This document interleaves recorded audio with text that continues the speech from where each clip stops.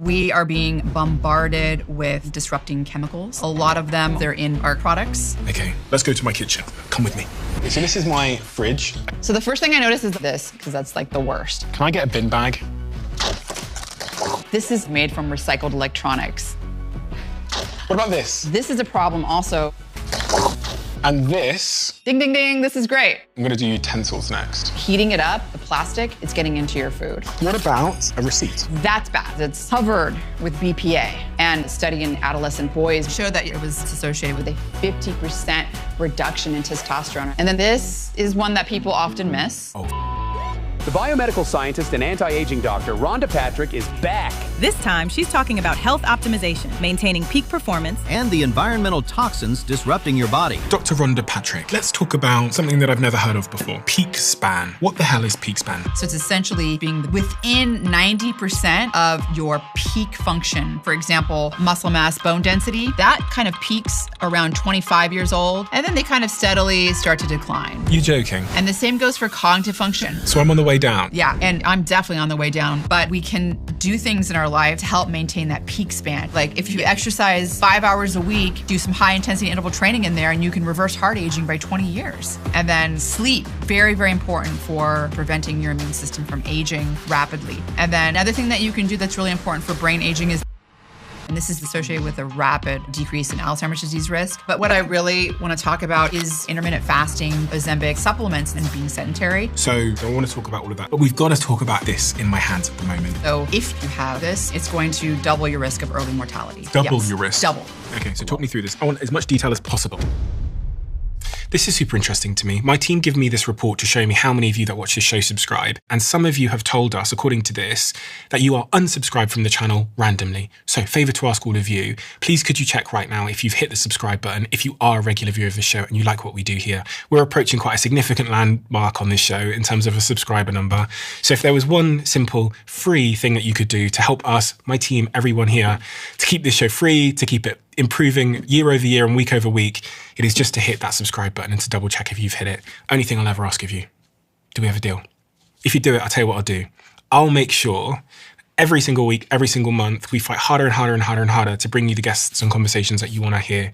I've stayed true to that promise since the very beginning of the Diary of a CEO, and I will not let you down. Please help us. Really appreciate it. Let's get on with the show. Dr. Rhonda Patrick, I am fascinated by so many of the things that you talked about, and they're front of mind for me at the moment because I'm a 33-year-old man. And I know from doing this podcast and looking at graphs like this one, which we'll talk about today, which I don't think most people have ever seen in their lives, that this is the age where things might start changing direction from here on over the next decade. And there's things I can do to set myself up now, if I listen to your advice, for the remaining decades of my life to be remarkably different. I'm playing with this in my hands at the moment. It's, for anyone that can't see, you should probably look at the screen right now. It's a yellow blob of squidgy, slightly disgusting material. What is this, and why does this matter? So this represents visceral fat. It's something that most people haven't heard of. Many people have heard of fat. They know fat is bad, but they don't realize there are different kinds of fat. Mm-hmm. There is visceral fat, and this is the kind of fat that you can't really pinch, adipose tissue kind of fat, right? I mean, if you opened up your body, you could pinch it because it's deep, deep within your body. It's often referred to as belly fat. Mm-hmm. And it's surrounding your organs, like your liver, your kidney, your intestines. This is a very deep belly fat. And it's very different from subcutaneous fat. You can actually be lean, but have a high amount of visceral fat. We call these metabolically unhealthy people. So visceral fat, you mentioned you're 33. The average 33-year-old male has how much visceral fat? According to the data, it says roughly 1.2 pounds at the age of 30. And then for a woman, 0.5 pounds of visceral fat at the age of 30. At 40, it's 1.7 pounds for a man and 0.7 pounds for a woman. At 50, 2.2 pounds for a man, 1 pound for a woman. And at 60, 2.7 pounds of visceral fat and 1.4 pounds for a woman, which is the highest risk for metabolic syndromes at that age. But I mean, all of them are pretty scary. It is. And as you notice, the trend is as you get older, you have a higher risk of having more of it. 70% of women over the age of 50 have a high amount of visceral fat. 50% of men over the age of 50 have a high amount of visceral fat. This visceral fat, for one, it's going to double your risk of early mortality. Full stop. That's it's going to double your risk. Double your risk. Double. Visceral fat is, as I mentioned, different from the other kind of fat, the subcutaneous kind of fat, the adipose tissue kind of fat, in several ways. One is that it is metabolically active. It is secreting inflammatory cytokines. These are, molecules that are signaling to the immune system, but they're also involved with damaging our cells. And for this reason, people with a high amount of visceral fat are 44% more likely to get metastatic cancer. That's cancer that's going to metastasize. Very dangerous types of cancer. They're also more likely, you mentioned metabolic syndrome. This is a big, big thing with visceral fat. This type of fat is constantly breaking down triglycerides into free fatty acids. It's constantly doing it. What's triglycerides? Triglycerides are how your body is able to store fatty acids and fat and use them for later, energy, right? So they're constantly breaking them down and using them. They're using these fatty acids. But typically what happens in your body when you eat a meal, you have your glucose levels go up, right? Your blood sugar elevates, your glucose levels go up. And that signals to the pancreas in your body to make insulin. Insulin is this hormone that plays a role in many things. One of it is to tell different parts of the body to take glucose up, like your liver, your muscle, your adipose tissue. Well, the problem is this visceral fat is constantly making those free fatty acids. And so those fatty acids, it doesn't respond. This we call it, it's not really an organ, but this type of fat doesn't respond to insulin. So whereas the subcutaneous fat will stop breaking down fat and using fat as energy, it says, okay, look, I have energy here. I got to do something with this energy. Let me store it for later use, right? Well, that doesn't happen with visceral fat. What happens is it just keeps going. What happens is when your visceral fat is metabolically active like that, it is basically making it where insulin can't work its job. And so what happens is that glucose can't go into your liver. It stays in your blood system. And you really want it to be stored in your liver, right? You want it to be stored in your liver as glycogen to be used as energy when you're fasting or when you're, physically active or whenever you need it, right? Also in your muscle, same thing, stored as glycogen, or stored in your adipose tissue. Mm-hmm. And so none of that happens because insulin, it's not able to basically act on your organs. There's no signal. So nobody's getting the phone call, hey, time to take the glucose up. It's not happening, right? So the glucose sits around. So what happens is your body freaks out because it's not good to have glucose sitting around in your bloodstream for a while. It causes a lot of damage, right? Mm-hmm. And so what happens is your body makes even more insulin to try to overcompensate. Your body goes, oh, maybe that wasn't enough insulin because, the glucose isn't coming in to the organs like the liver like it's supposed to. So let me put some more out. And for anyone that doesn't know, insulin is kind of like the taxi driver that goes and picks up the glucose and takes it home. Right, to exactly. The liver. It's taking it home. It's taking it back to the liver. And so what happens when you make more insulin, you're overcompensating in such a way that now glucose really does get taken up into these other organs like the liver. And it so much so that it causes your blood glucose levels to go down and you're crashing. And all of a sudden, this is responsible for that. People that eat a meal and they're kind of insulin resistant, they eat a meal and then all of a sudden they're crashing an hour later. We're like, why do I have no energy? Why am I hungry, right? Because after you crash, your blood glucose levels go down. That's what I mean by crashing, really far down, not normal levels, but like below that. And so then your body tries to overcompensate by going, oh, I'm hungry, I need to eat. And so you start to have these cravings for like energy-dense foods. And that's part of this cycle of the beginnings of insulin resistance. And so when I'm talking about here with visceral fat, it causes insulin resistance. And that's essentially the take-home here. By its constantly metabolizing fatty acids, it's stopping that taxi car from going and getting the glucose. It's not happening. It's not responding. You're not picking up the driver, right? And so you become insulin resistant. And that has a lot of problems. One, it's going to affect your immediate energy levels. It's going to affect the way you're feeling. And 2, it's going to make you more likely to become type 2 diabetic because eventually your body won't be able to produce enough insulin to bring the glucose in. And so then you become type 2 diabetic. So that is a big consequence of having this visceral fat in addition to those inflammatory molecules that are being generated from this fat. It's just so metabolically active. And that inflammation that you're generating not only does things like raise your cancer risk by 44%, it also makes you tired. It gives you brain fog, lethargy. When your immune system is being activated by this inflammation, you're taking energy away from your brain. It's a lot of energy to activate your immune system. It's and so that energy is now going to the wrong place. It's not going to your brain. So you won't feel cognitively as sharp and absolutely won't. Just think about when you have an infection. Your immune system is very active. You're fighting off a pathogen, right? Do you feel like you're tired or do you feel like you're cognitively at your peak? Yeah, I'm out of action for several days usually. Right. You're tired and your brain isn't working. And part of that reason is because your activation of your immune system is sucking energy away from your brain. And the other reason is because the inflammation being generated gets into the brain and disrupts neurotransmitters and things like that. So it's like a double whammy. Your brain isn't working properly.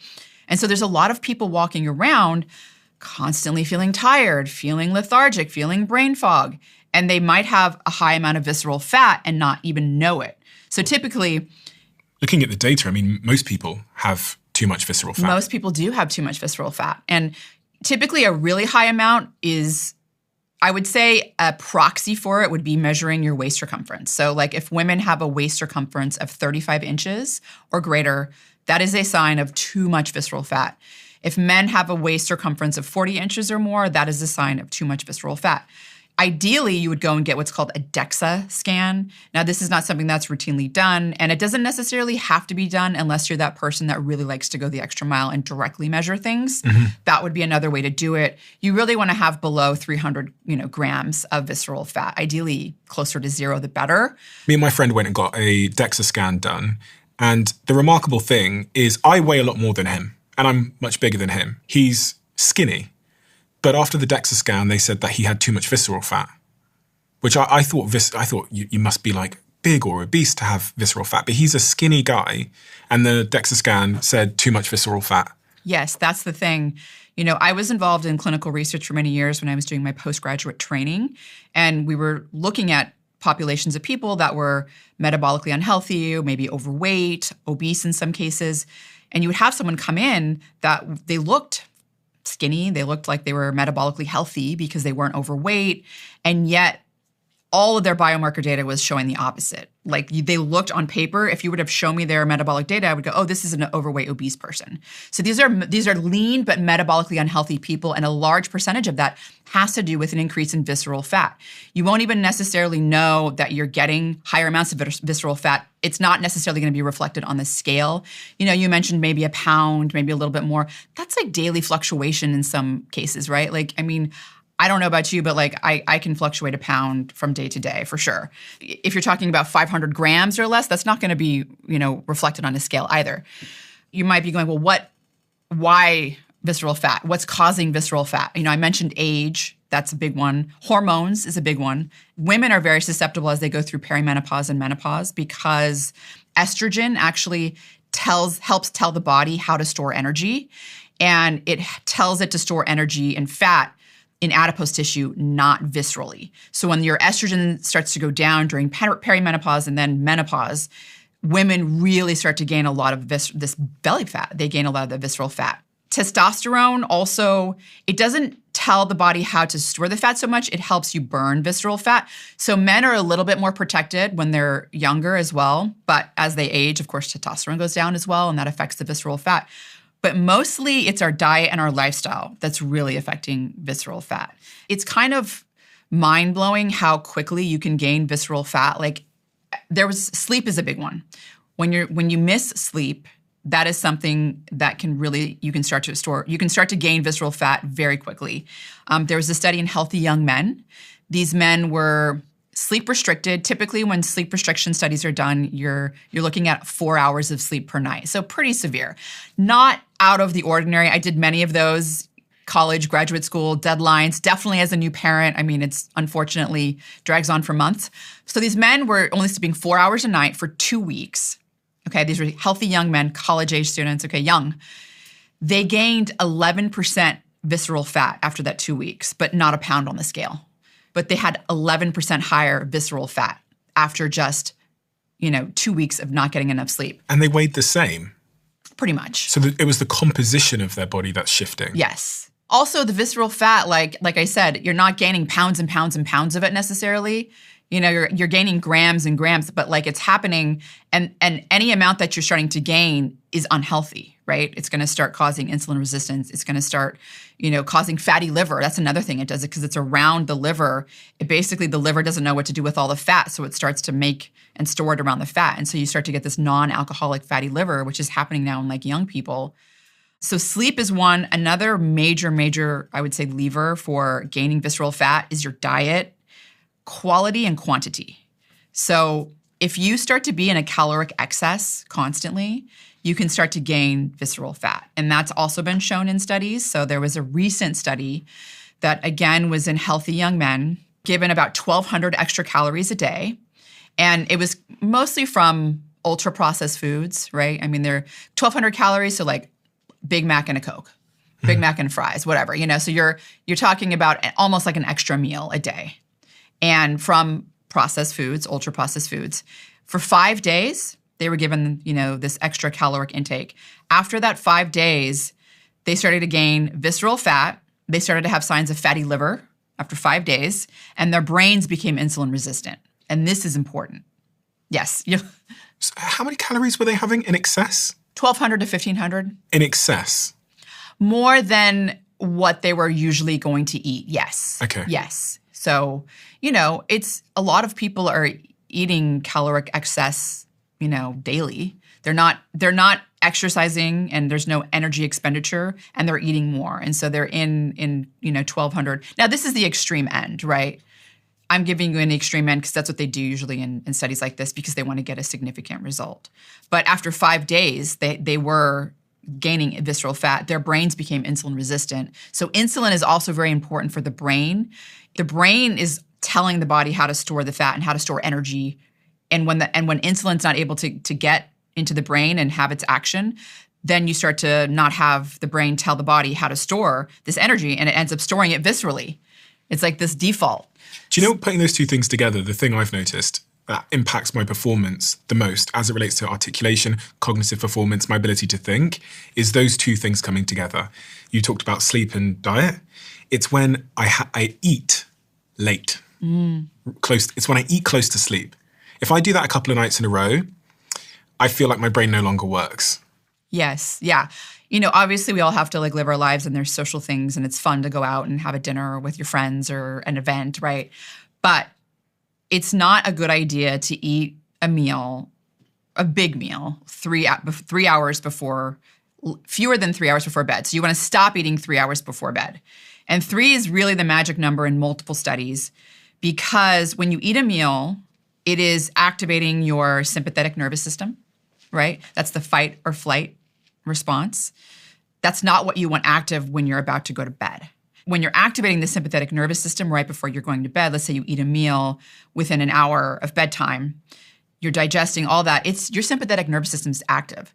And even if you're sleeping, it's not good sleep. It's fragmented sleep. And so it's disrupted sleep because you need to be in that parasympathetic part of, the nervous system. That dominance needs to be parasympathetic, which is the rest, restore. It's called rest and digest, but I don't like digest because actually digesting is what activates the sympathetic nervous system. So it's like the recovery, right? So should I stay up then for 3 hours? If I eat at midnight, should I stay up till 3 a.m.? No, you should just go to bed, but don't do it on a daily basis, right? I mean, the key is the habit, the habit. And so if you need to eat something before bed, you should do something that's light, maybe a protein shake with some almond milk, something that's not super heavy. I've heard you talk about fiber. Resistant starch does, interestingly, seem to help improve sleep. And so, maybe some rice or a potato, a little bit of rice or a potato. Some fries or something.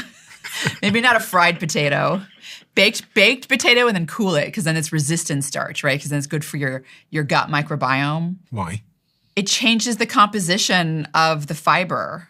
And you can cook it, let it cool, and then heat it again if you like to eat it heated, as long as it went through a cooling part. Wow. And then you can eat it. But that's resistant starch. Resistant starch is also in green bananas, very beneficial for the gut and also interestingly, for improving sleep. So things that are really moving the needle to make you gain visceral fat are basically being in a caloric excess, especially from refined, high-fat, high-sugar foods, and then not getting enough sleep, move the needle. Chronic stress is an amplifier of it. Mm-hmm. So if you're constantly having cortisol, that's kind of stopping the body from storing energy the right way, and it's going viscerally as well. I would say that amplifies, especially if it's like in the context of being in a caloric excess and not exercising. Alcohol is another one. If you're excessively consuming alcohol, you're going to store a lot of the energy that you're also consuming is going to be stored viscerally. I mean, you've seen the beer belly, right? I mean, that's like a thing. It's visceral fat. It's not beer. It's visceral fat. So alcohol is another one. In terms of losing visceral fat, I mean, the good news is that you can lose it quite easily and quite rapidly. I was going to say parents have a hard time because you're naming those things about like sleep and stress. And I was thinking, gosh, parents have have it coming from them from all sides. They do. But see, this is where the good news comes in because, part of the reason why sleep is causing you to gain more sleep loss is causing you to gain visceral fat is because it's causing your body to become insulin resistant. It's like this vicious cycle. Visceral fat causes insulin resistance. Insulin resistance causes more visceral fat, right? And becomes this, and that's why once you get into that cycle, it just spirals out of control, right? And you start to gain more and more and more. Sorry, insulin resistance, what is that? That is when your body no longer produces insulin? Or? No. Insulin resistance is when your body is no longer responding to insulin. So it's like you're waiting for the phone to ring and it's ringing, but you can't hear it. Right? Like you're not getting the signal. And so your cells are not responding to the insulin that's made. Insulin is really helping your body move the glucose out, right? Move it out of your bloodstream where it can cause a lot of damage if it sits around. And if you put too much pressure on the insulin system, then it kind of shuts down. Eventually shuts down. And the thing that puts too much pressure is consuming too much glucose or too much activity. Too much glucose, refined glucose can do that. Visceral fat is one of the, I would say, bigger causes of insulin. It's actually one of the major causes of insulin resistance because if you are physically active and eating a lot of glucose, that glucose is going to your muscles. Physical activity makes your muscles very responsive to glucose without needing insulin. The transporters that transport glucose are super, super responsive when you exercise. That's why physical activity, and this is what I was getting at with parents, is so important. The visceral fat is the really big concern with insulin resistance. This is the thing that, again, it's like people don't even know about it. A lot of people are thinking about glucose and, I got to watch my glucose, and that's all fine. I mean, yes, to some degree, that's also playing a role. But it's the visceral fat that's the real underlying problem that's causing you to become insulin resistant. You mentioned parents have it bad because they're stressed out and they don't get sleep. I was wearing a continuous glucose monitor when I became a new mother. I was appalled by my fasting blood glucose and by my postprandial blood glucose levels. Never. Postprandial? Postprandial means after a meal. Okay. So your levels go obviously much higher after you eat a meal versus in the morning when you haven't had anything to eat. Mm-hmm. And my levels were so high, it was pre-diabetic. And I couldn't believe it. And it's not like I'm eating, drinking Cokes and eating terrible, right?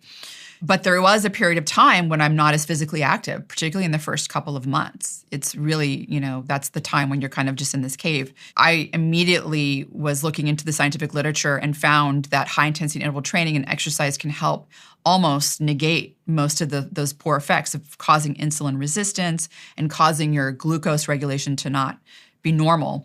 That's the good news for parents, is that new parents should prioritize exercise. And exercise does cause you to lose visceral fat. It's not just any type of exercise, really has to be aerobic, and the more vigorous, the better. So for people that don't know what that means, aerobic and vigorous. Yeah. So what I mean is resistance training and lifting weights don't really move the needle in terms of helping you lose visceral fat. It does help you improve your metabolism. It does help with like glucose, sensitivity and all that, like because your muscles are going to be more sensitive to take the glucose in.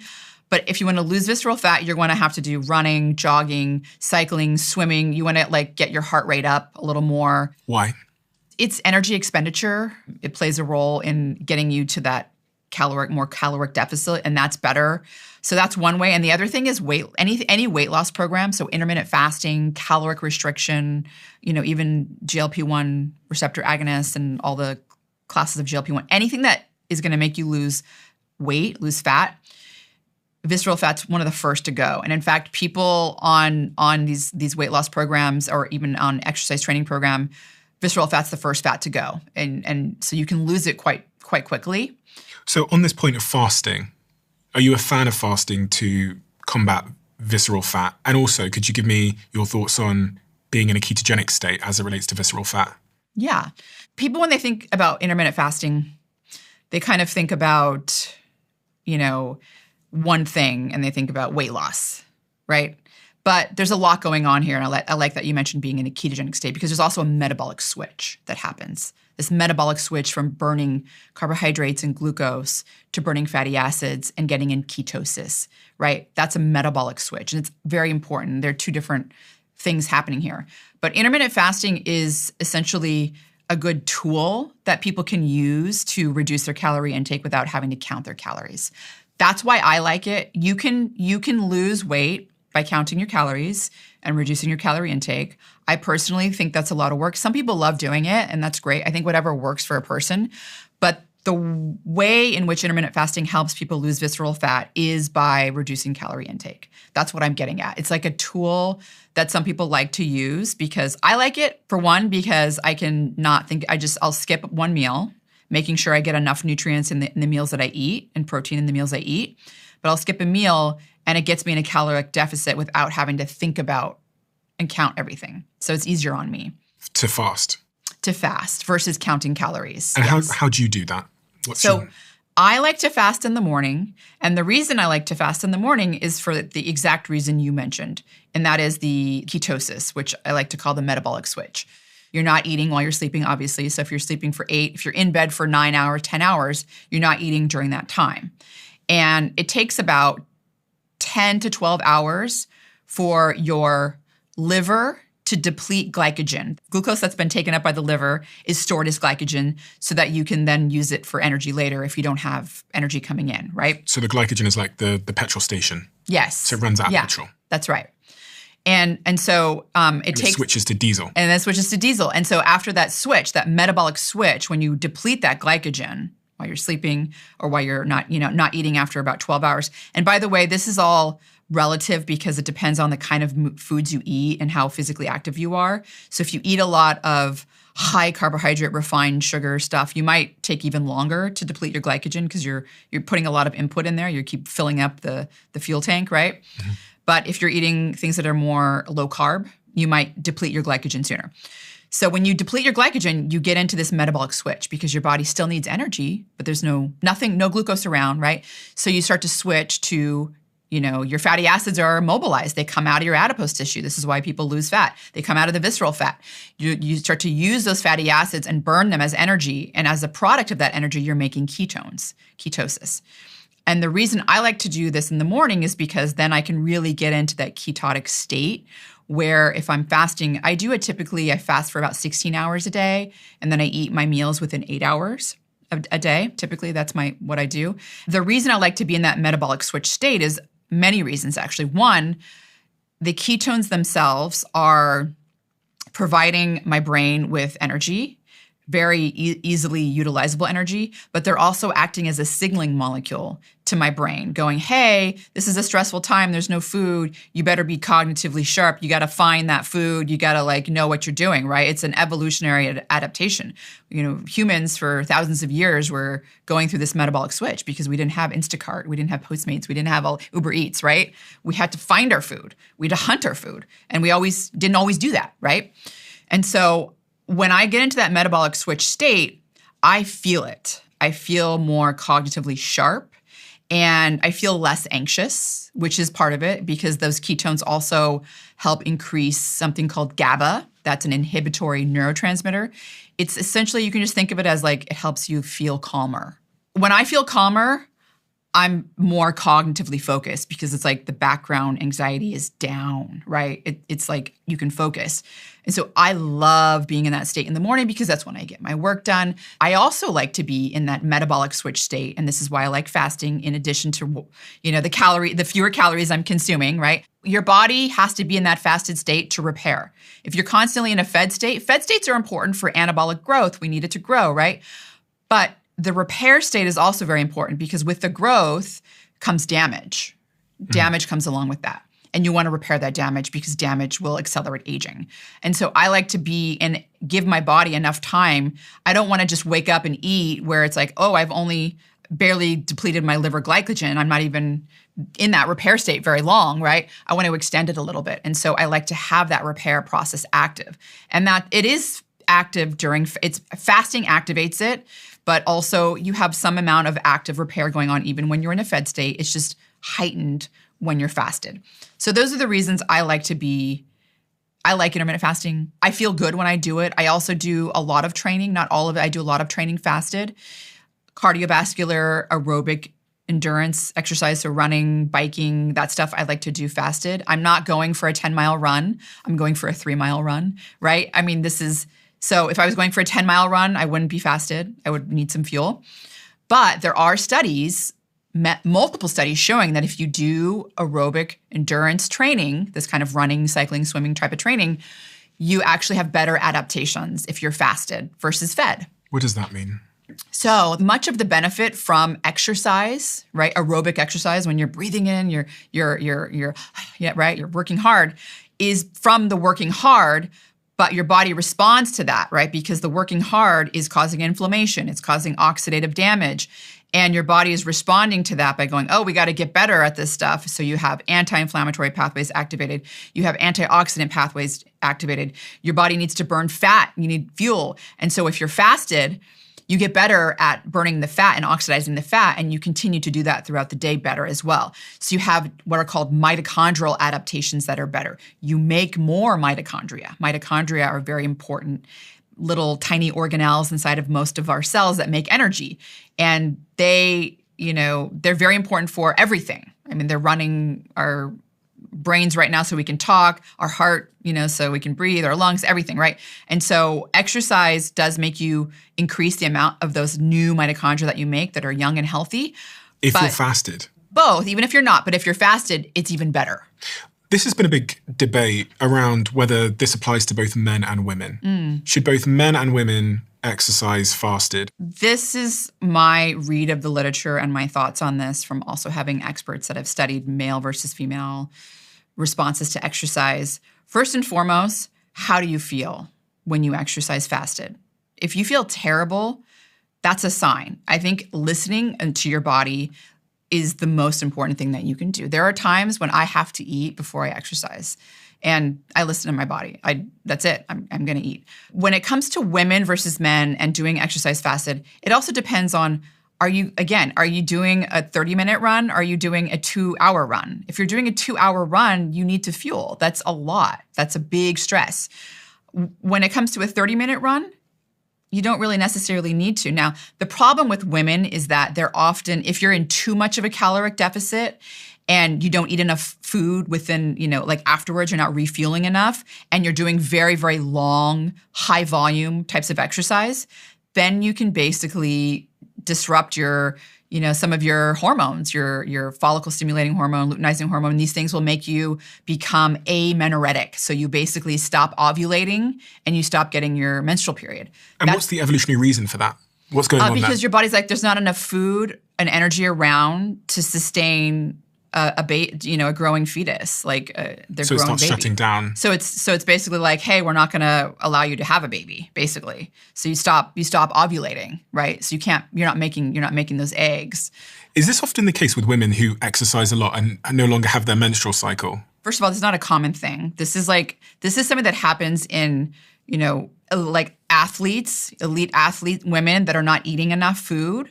Like I did this to myself when I was in my early 20s and I was racing marathons and I was running 10 miles a day, 8 to 10 miles a day, 5 days a week. And then I was eating carrots and hummus. And, I wasn't fueling myself. And I did this to myself too. So how do you feel if you train fasted? Do you feel terrible? Don't do it. If you want to train somewhat fasted, go for the protein shake with a little bit of almond milk or something like that, where you're not eating a full meal, but you're getting something. So I do a lot of my training fasted, and that has helped me. I'm 47 years old and perimenopause. You're in phenomenal shape. Thank you. Thank you. But I did notice, of course, as I started to reach that perimenopause part of my life, that I had to be a little bit more aggressive and put a little bit more effort in to not get this fat right here on my belly because it started coming up and I didn't want it. It wasn't an option for me. Speaking of studies done for women, I've heard you talk in the past about the SWAN study, which kind of relates to what you just said there, when relating to women and visceral fat. And they found that women experience an accelerated increase in visceral fat starting 2 years before their final menstrual period. Yeah, because that's when their estrogen is it's plummeting, right? You're just going off a cliff because you're about to go into menopause. Again, what age would that be? Average age of menopause is between 52 for women. A lot of that, there's a lot of things that can affect your reproductive lifespan, your ovarian aging, I guess we can call it. And unfortunately, one of them is the age you were when you got your menstrual period. So if the younger you were, the younger you're going to be when you experience menopause. So also when your mother experienced menopause is very, very indicative of when you're going to experience it. But lifestyle and diet play a role too. Obesity accelerates ovarian aging, so you're more likely to go into menopause earlier with obesity. Also, these chemicals that we're exposed to, and we can talk about those as well, a lot of these endocrine disrupting chemicals affect the age of menopause as well and accelerate that. So in some cases, women go into menopause 2 years earlier than they would have otherwise. And you're 47. Mm-hmm. And a half. And the data that I'm looking at here says when we think about perimenopause, it usually starts in mid-40s, which is the age range you're in. This is where the 8 to 10% annual visceral fat increase begins. It is. And I know. Yeah. I can tell you from people in my life that I've seen going through this, it's pretty sudden that you'll see someone in your life that's a woman that's going through perimenopause and maybe hasn't had any other symptoms yet, so they haven't really seeked out any treatment. Now you can try to do some hormone replacement therapy as well to help with that, but they start to gain visceral fat and it shows up around the belly quite rapidly. And I noticed this in myself. It almost feels overnight, seriously. This is the only symptom that I noticed in myself where it was like all of a sudden my belly was like growing and, not super, super large, but enough where I was like, there's something wrong. It's not even necessarily reflected if you get hormone tests because mine all seem normal. The thing is that the estrogen, when it drops, that estrogen is so important for telling your body to store energy differently, not around the organs, but to make it around, other parts of your body, like your thighs and your butt, right? Like your adipose tissue. And so when that estrogen goes down and declines, it's like, boom, it starts to go right to the belly.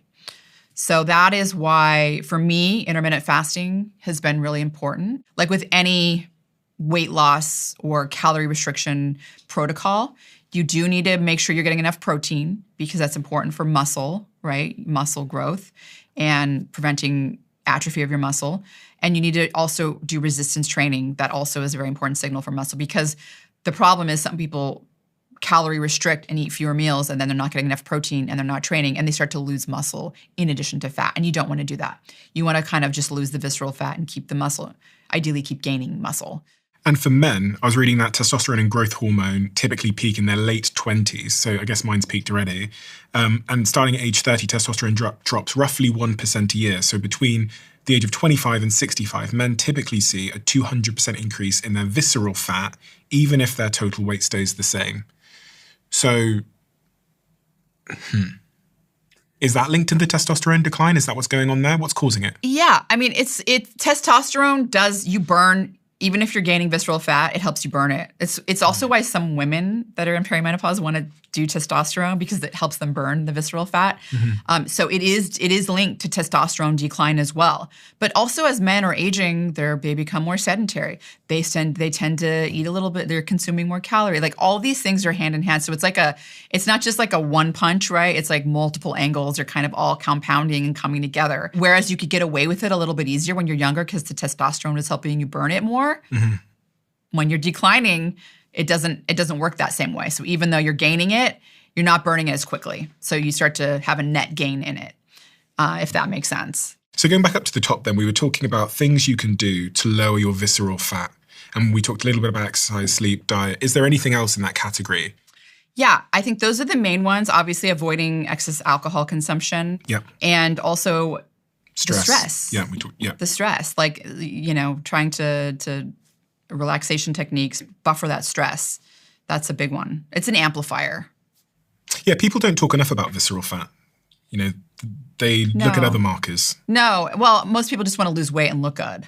Yeah. Or, they look at, HbA1c, your long-term glucose, or they're looking at lipids. And visceral fat is just, it's insidious, right? It just starts increasing. You can't see it. You can't see it until all of a sudden belly, right? I mean, it's bad. And it affects the way you feel daily. On this point of testosterone, why is it the case that testosterone seems to be dropping amongst men? I think it said something like, I wrote it down, testosterone levels in men have dropped by up to 20% over the last 2 decades, which is quite terrifying. It is. So, look, there's a lot of factors that can affect testosterone. I mentioned dietary factors, refined sugar. Sleep is a big one. People aren't getting enough sleep. Lack of sleep drops testosterone. Micronutrients, not getting enough zinc, for example. Zinc's very important for testosterone synthesis, and magnesium. Like there's important nutrient components, but I think the big player here is actually environmental. I think that we are being bombarded with what are called endocrine disrupting chemicals. These are man-made chemicals.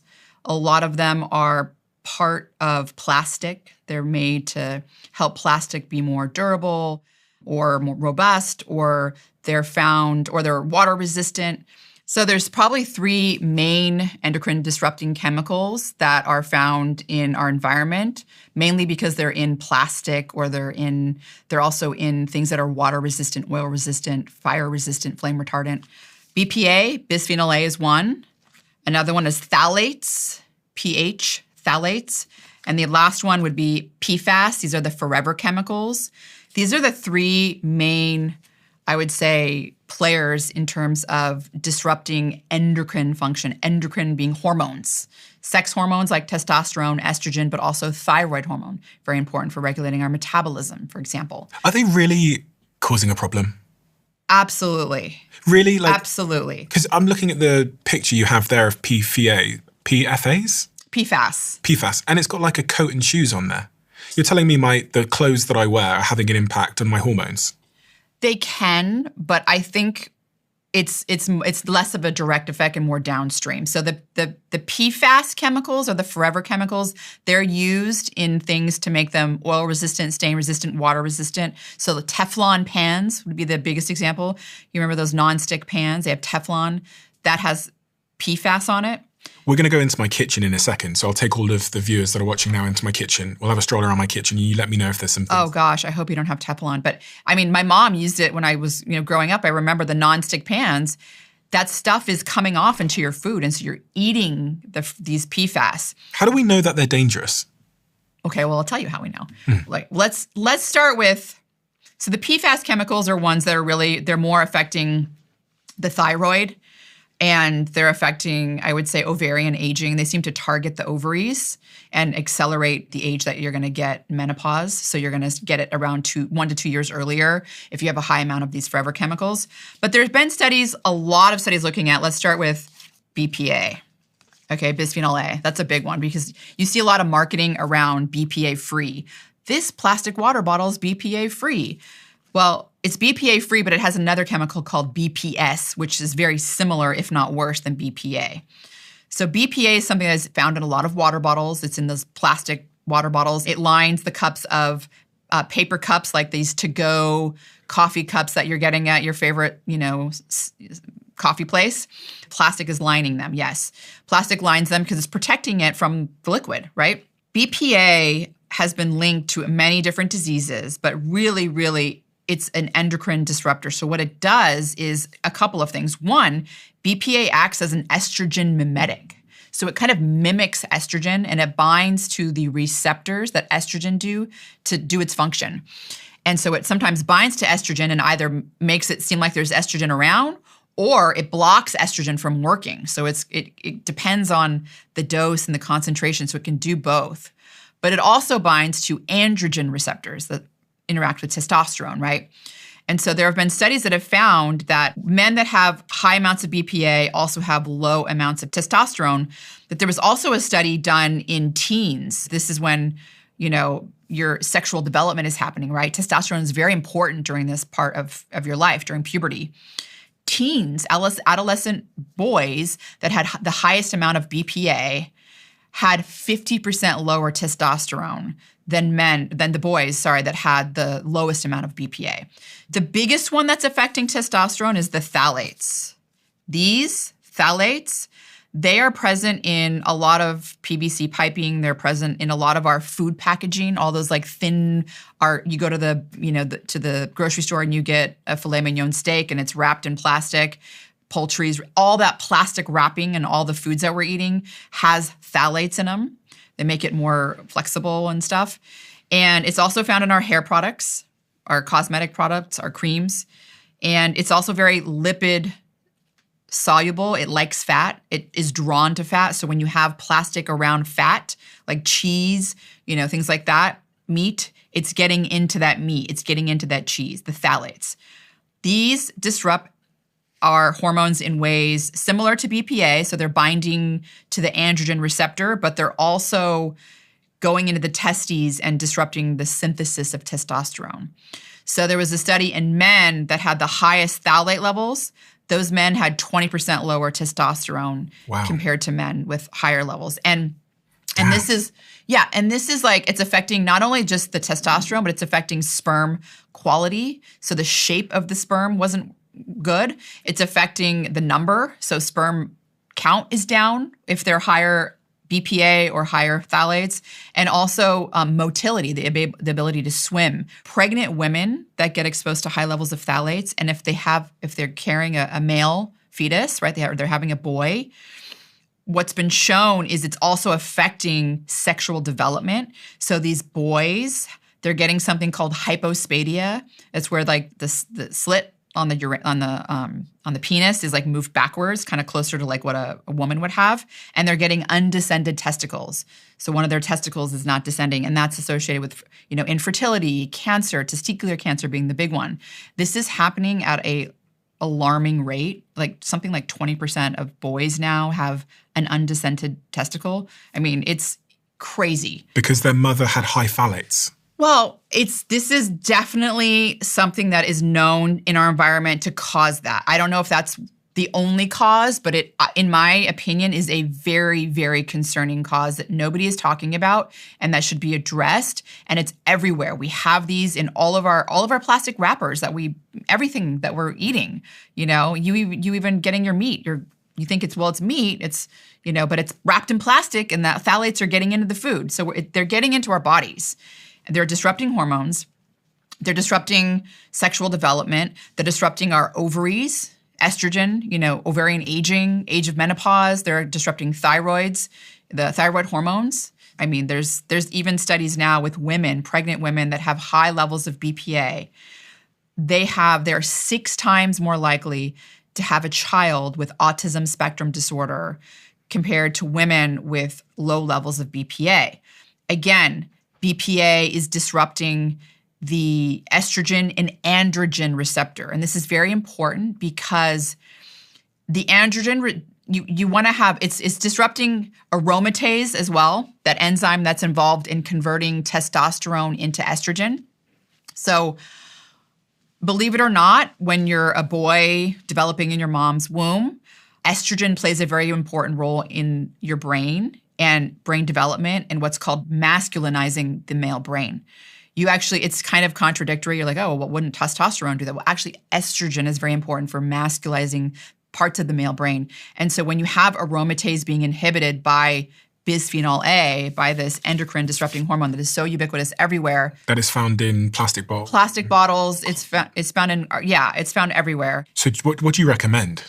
First of all, I think if you can eliminate and not drink out of plastic bottles as much as possible, if you do want to-go coffee, either drink it there in their mugs or bring your own to-go mug. Like I have like a Yeti kind of to-go coffee mug that I'll bring into a Starbucks or wherever, Coffee Bean, and I'll have them fill it up. Soup, canned soup are lined with BPA. They're lined with plastic.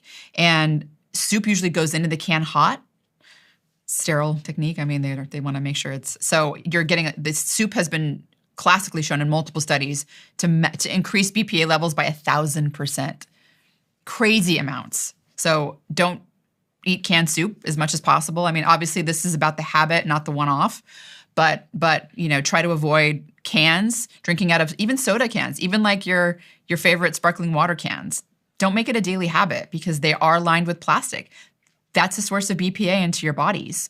There are ways that you can excrete BPA. So the major way to get rid of it is through urine. It's excreted through your urine, but it has to become water soluble first. It's a fat soluble compound. And so there are things that we can eat in our diet that'll increase that excretion. Compounds in broccoli sprouts being the big one. Sulforaphane activates a pathway that are enzymes involved in making BPA become water soluble so they come out your urine. Oh, so broccoli's like a cleanser. It's like a cleanser. It's like we actually do have these, it's called phase 2 detoxification enzymes in our body. We have the ability to detox a lot of things. Mm-hmm. We just have to give our body the right input so that it can activate those pathways. I personally take a supplement of that sulforaphane because I want a concentrated amount of it. Because I used to do broccoli sprouts. Broccoli sprouts have 100 times more sulforaphane than mature broccoli, but you have to sprout them, and then there's contamination issues, and it's just, some people do it. It's great, but I used to do it. I don't anymore. I just take a supplement. And that supplement's called? The supplement I take is called Avmacol. It's by a company called Nutramax. I don't, I'm not like affiliated with them. I like their supplement because, one, they've got 12 published studies using it. Clinical studies too, showing that it actually helps with autism. Children and adolescents with autism that take the sulforaphane supplement, they have improved symptoms because it's a detox. It helps. Interestingly, people with autism are like 30 times less likely to excrete BPA. It's a weird thing going on here where BPA increases autism spectrum disorder, but then kids that have it are not able to detoxify it as well. Wow. Yeah, it's interesting. Again, I think that excretion is important, but avoiding the plastic as much as you can. Make it a habit. Don't freak out. I mean, obviously you can like make yourself crazy, and stress is not good. As we talked about, I see you like going, oh my God. Yeah, no, I'm thinking about just how casual I am about these things. And I could easily make small changes.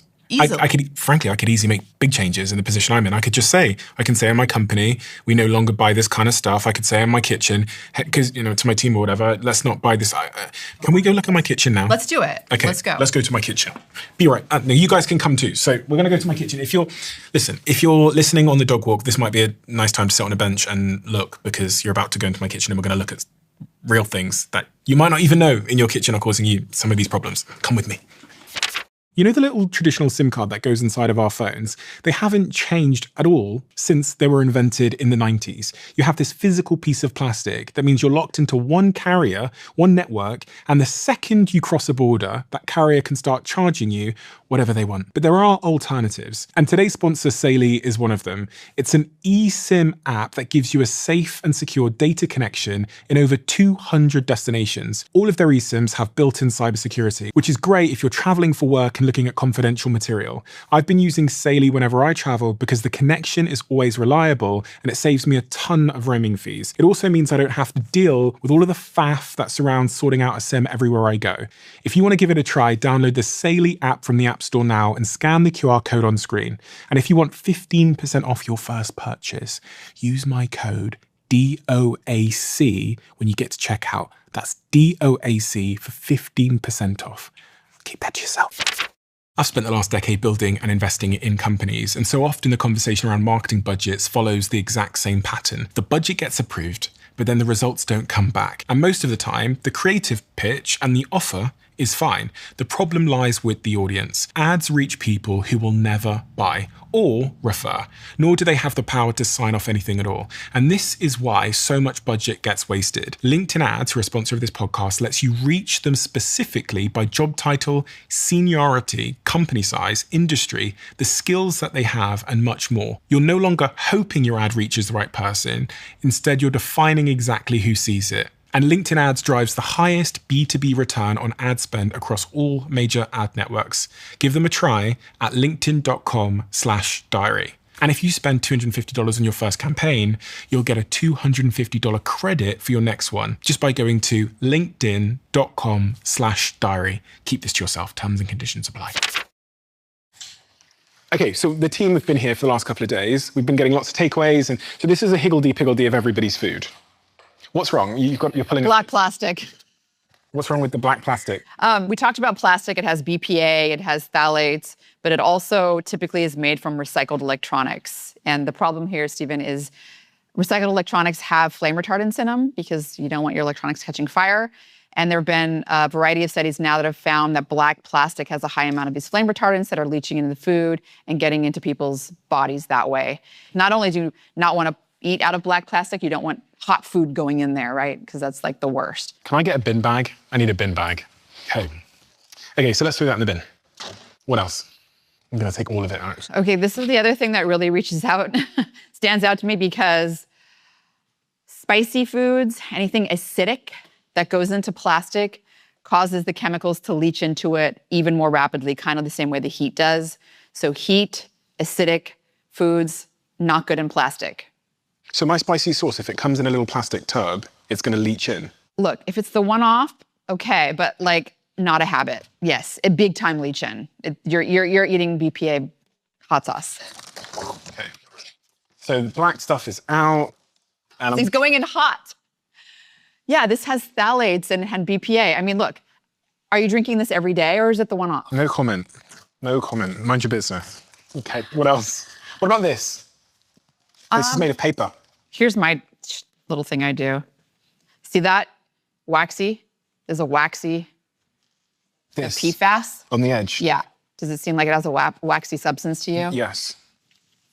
This is better than the black plastic. If you had it, like, if there's like tears, this is better than black plastic. Okay. And this? Ding, ding, ding. This is great. This is the best thing that you can do. If you're going to have food made for you or you want to order takeout, have someone make it for you and deliver you in this. And this is a bamboo lid. Bamboo lid with Pyrex glass, right? Okay. So this is good. This is great. So I need more of this. You need more of this and get rid of all, I mean, this is already looking better. This is on the scale, at least it goes in cold. So here's the thing. Microplastics are also shedding into this. We didn't talk about microplastics. They're shedding into here.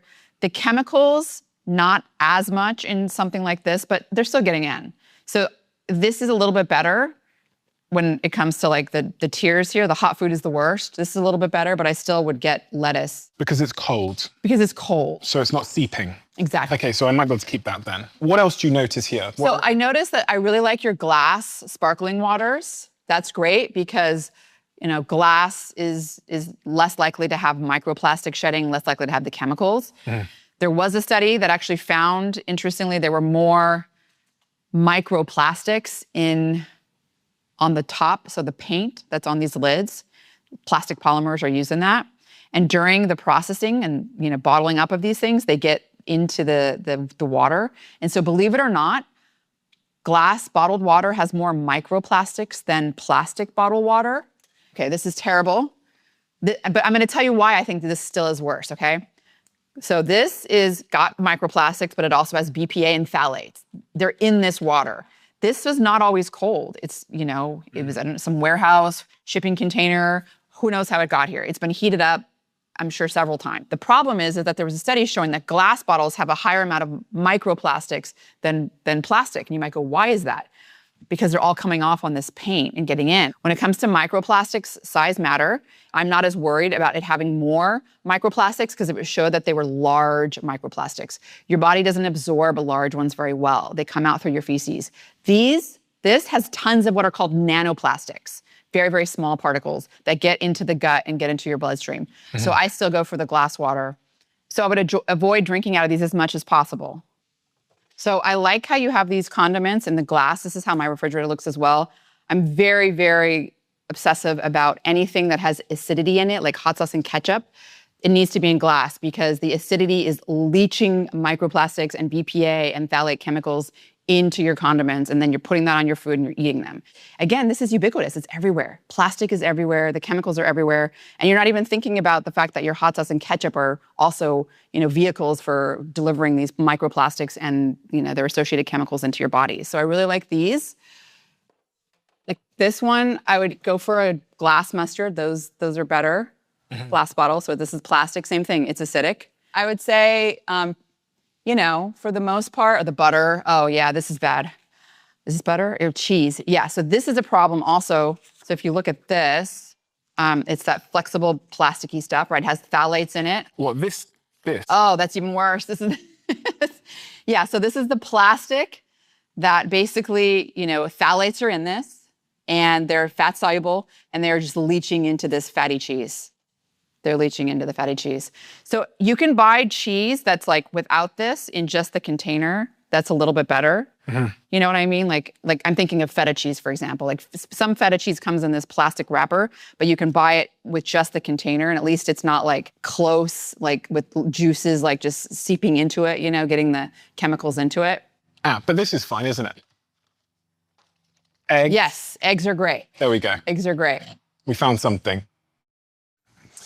Okay, Rhonda, so spatulas and kitchen utensils. Are these good? Are these bad? What's the best? Yeah, good question. These are great, right? There's no plastic here, no possibility of plastic leaching into your foods. You got your nice pasta spoon. These are silicone, I'm imagining. Yeah. In theory, the silicone should be okay. The problem is that there's a lot of silicone that actually it's mixed with plastic too. So I go for the wood ones that are like this, like the wooden spatula. That's what I use. You, in theory, should be good. In practice, a lot of silicone that's been measured out there and tested does have plastic. So I would say if you want to really be careful, I would switch. But most people at home probably have a plastic spatula. Is that accurate? Most people at home have plastic spatula, and a lot of people also have black plastic spatulas, which again, back to that black recycled electronics, flame retardants. These are cancer-causing chemicals in there, bromolylated chemicals that are causing cancer. So yeah, I would say that even shifting from the plastic to this is probably a step up, but I don't know that this is just pure silicone. I would guess that there's some plastic still in it. And so if you're heating it up, the plastic, it's getting into your food. Okay. What about my pans? So what about, I've got my pans here. Great, all clad. This is what I use. These are amazing.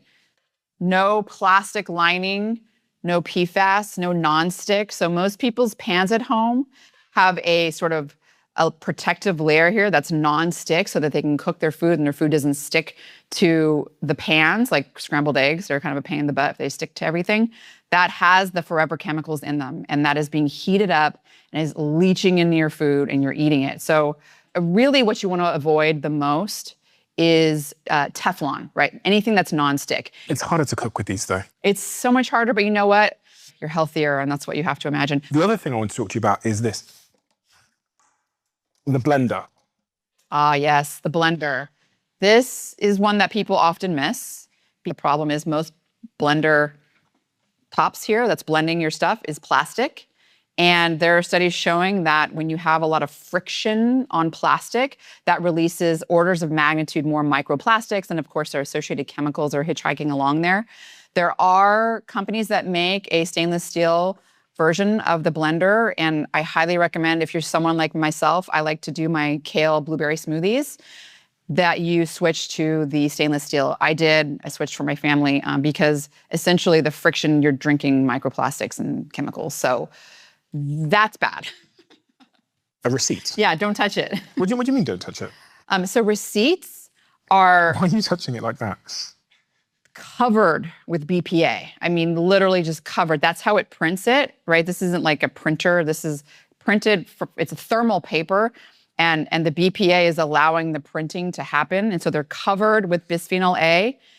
People that are handling receipts, like cashiers that are handling receipts, have really high levels of BPA, particularly if they use like hand sanitizing lotion or any lotion, any sort of cream makes the BPA, again, BPA is fat soluble. These creams, the hand sanitizers are carrying it inside your bloodstream about 100-fold higher than not having that. So first of all, you can opt to have a receipt emailed to you. If you need the receipt, I would do that. Or, don't touch it. But also, if you work in if you're a cashier and you work in this industry, really, really please wear nitrile gloves. I mean, this is like your BPA levels, if you were to go get them measured, which you can, there are companies out there now that do measure BPA levels in urine, you will see that they are extremely, extremely high. So nitrile gloves will protect you from the BPA getting across your dermal barrier and getting to your bloodstream. Latex gloves do not. So make sure they're nitrile gloves. And then for people that are not in the industry, try to avoid the receipts. I mean, it's a really big exposure to BPA that people aren't even realizing. I can tell by the way you're like grabbing the corner of it like it's feces or something. Oh, it's terrible. And my son, kids love paper. And of course, I don't want him touching it because we talked about that study in adolescent boys where they had high BPA levels and that was associated with a 50% reduction in testosterone. I mean, this is at a part of your life when testosterone is important for sexual development and development in general. So really, really, really important to remember receipts are a very big source of BPA that people are not thinking about, particularly people that are routinely handling these receipts. And the other thing I want to talk to you about is water. So here is one of my water filters. I also have a filter attached to the tap. What are your thoughts? So this is filtering water, but it's filtering it into plastic, and it's also got plastic filter. So I think that, you're probably filtering away some other things, pathogens, gross other chemicals that might be in the water, but you're essentially reintroducing the plastic. So I don't know that that's necessarily the best way to get the filter. What you have over here is a reverse osmosis water filter. That is absolutely the ideal. Reverse osmosis water filters filter out microplastics, nanoplastics, BPA, phthalates, chemicals, all these things that we're talking about today. People can get a tabletop one, kind of like this is tabletop, but it's a tabletop reverse osmosis water filter. These only filter out the bigger, larger plastic size, microplastic size. And then the last thing I want to mention, Stephen, because you do have a reverse osmosis water filter, is that it does filter out a lot of small particles, including essential trace elements and some essential minerals and stuff. So you want to make sure that you are taking a multivitamin mineral supplement, and you can also get what's called little essential element drops that have things like phosphorus, manganese, iodine, some of these things that are being filtered out of your water, and making sure you're reintroducing that to your water. Okay, so it takes some good stuff out too. It does, yeah. Okay. Is there anything else that maybe is either in my kitchen now or not in my kitchen that is a culprit of BPAs and PFAS? Yeah. Here's the first problem here. And then inside where the hot water is going through there's plastic pieces. So the hot water is going through plastic to get to your little espresso, cup here. These, I actually looked into this because at first I thought they were lined with plastic. They're not. My concern is mostly the water going through this system that's heating up. It's got plastic, piping in there that it's going through. Okay, so I'm gonna just stay there and I'm gonna just grab. Okay, so this is now the coffee that I drink called Contir. Huh. They flash freeze it at the perfect moment and it's delivered frozen. So metal, and then this is an aluminium lid. Right, so it shouldn't be lined with plastic, right? You go like this, press the little button on top, and it goes straight into your glass, and then this comes out, and that's the coffee. Oh, I love it. So you just drop, it's funny because they're a sponsor. Oh. So disclaimer, and I'm also an investor in this company. So no machines at all. Put it straight into the glass, pour the hot water in, that's it. So it's like, instead of instant coffee, it's like instant coffee, but it's real coffee that's been frozen. It's from some Stanford engineers who flash freeze it at the perfect moment to lock in the taste. And you can literally smell. Smells good. It smells good, yeah. Yeah, I'm so glad you're not putting it in a machine, because that's... No longer do that. Okay, so this is my supplement cupboard. It's a mess, but I've pulled out things that I'm personally interested in. Good, bad, indifferent. The first one that jumped out at me when I was looking is reduced and active glutathione. This is something that I think people should be aware of. There's marketing involved here. Glutathione is it's a major antioxidant. We make it in our body, we make it in our brain. What does it do, sorry? So it's a very important antioxidant. It helps negate oxidation, which is causing brain aging. It's negating oxidation, which is aging yourself, right? Mm-hmm. People want to supplement with it because they've heard about glutathione and how beneficial it is and how it's a great antioxidant. The problem is because our body makes it inside of our cells, we don't have a transporter to get glutathione from the outside of our cells, like if we eat it and if it makes it through our digestion, which it really doesn't, into our cells. And so this kind of glutathione isn't going to make it inside of your cells. So this is just a waste of time? It is. You're going to want to get something called liposomal glutathione. Liposomal glutathione has been shown to get inside because liposomes, it's essentially taking the glutathione molecule and encapsulating it in something that's going to fuse with your cell. Liposomal products in general have a higher bioavailability for that reason. So let me repeat that back to you so I got it. So if it's liposomal, it's basically in a packet which can get through into the cell. Mm-hmm. If it's not, this one is reduced and active, then it's never going to get in the cell, so it's a waste of time. It's just going to be excreted. Yeah, I would say that it's really not doing much. And that if you're going to want to supplement with liposomal glutathione, that's what I have. What about this, vitamin D3? I've always been confused because people say take vitamin D, but then this one says D3. Right. D3 is the form of vitamin D that you make when you're in the sun. That's the major way we make vitamin D is from sun exposure. There is a plant form of vitamin D called vitamin D2. It's found in things like mushrooms, for example. The problem is that there have been studies showing that vitamin D2, which is unfortunately what a lot of vegetarians take because they want a vegetarian form. Vitamin D3 is also found in like sheepskin because the sheep are making it in their skin when they're exposed to sunlight. Vitamin D2 is not as effective as vitamin D3. If you are a vegetarian or a vegan, you're going to want to look for vitamin D3 from lichen. Lichen is that like green stuff that you can find on trees and stuff. That also makes vitamin D3. And so it's a much better option than getting the vitamin D2, which is what a lot of vegetarians do. So there's actually a recent study showing that people that are vitamin D deficient, so they're not getting enough vitamin D3 because we don't go out in the sun anymore, they have accelerated aging. And if they supplement, this is a very large study, by the way, if they supplemented with vitamin D3, they slowed their biological aging by almost 2 years. That didn't happen in people that were not vitamin D deficient from the start. So it's not like a vitamin D3 supplement's going to do something miraculous if you already have enough vitamin D. The point is to avoid deficiency. And so someone like yourself that probably doesn't go outside a lot, but also when you go outside, but you have darker skin. So melanin is a natural sunscreen. And so people with more melanin have to spend a lot more time in the sun. And so that is something to consider as well. Well, I can always just take my multivitamin. Right, multivitamin. I think I might have talked about one study last episode, where men and women that were older adults, they were 65 years and older, they took 1 Centrum Silver a day. And I'm not advocating for Centrum Silver. I'm just saying that was involved in this study. And after 3 years, they had reversed their brain aging, global brain aging by 2.1 years. And they reversed their episodic brain aging by almost 5 years. So episodic memory is the kind of memory involved in remembering events and people and things like that. As you get older, that stuff doesn't come as quick, right? So it delayed that aging by 5 years. Well, the same study also just recently published, literally like a couple of weeks ago. Again, part of this large study, it's called the COSMOS study.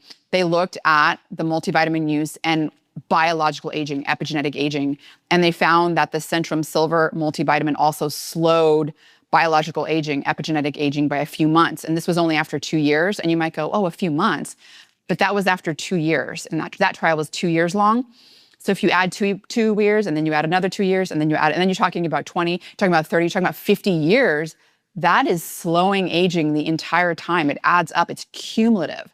And it's one of the easiest things that someone can do to basically, make sure that they're aging better. There's things that are harder to do, but that to me is such a low-hanging fruit. It's easy. What is it about this? What is in here that's making a male multivitamin have such profound effects? If you look at the back at the supplement facts, there's a lot of vitamins and minerals, things like vitamin C, vitamin D3, vitamin E, vitamin K, niacin, the B vitamins, folate, You have things like selenium, those essential elements.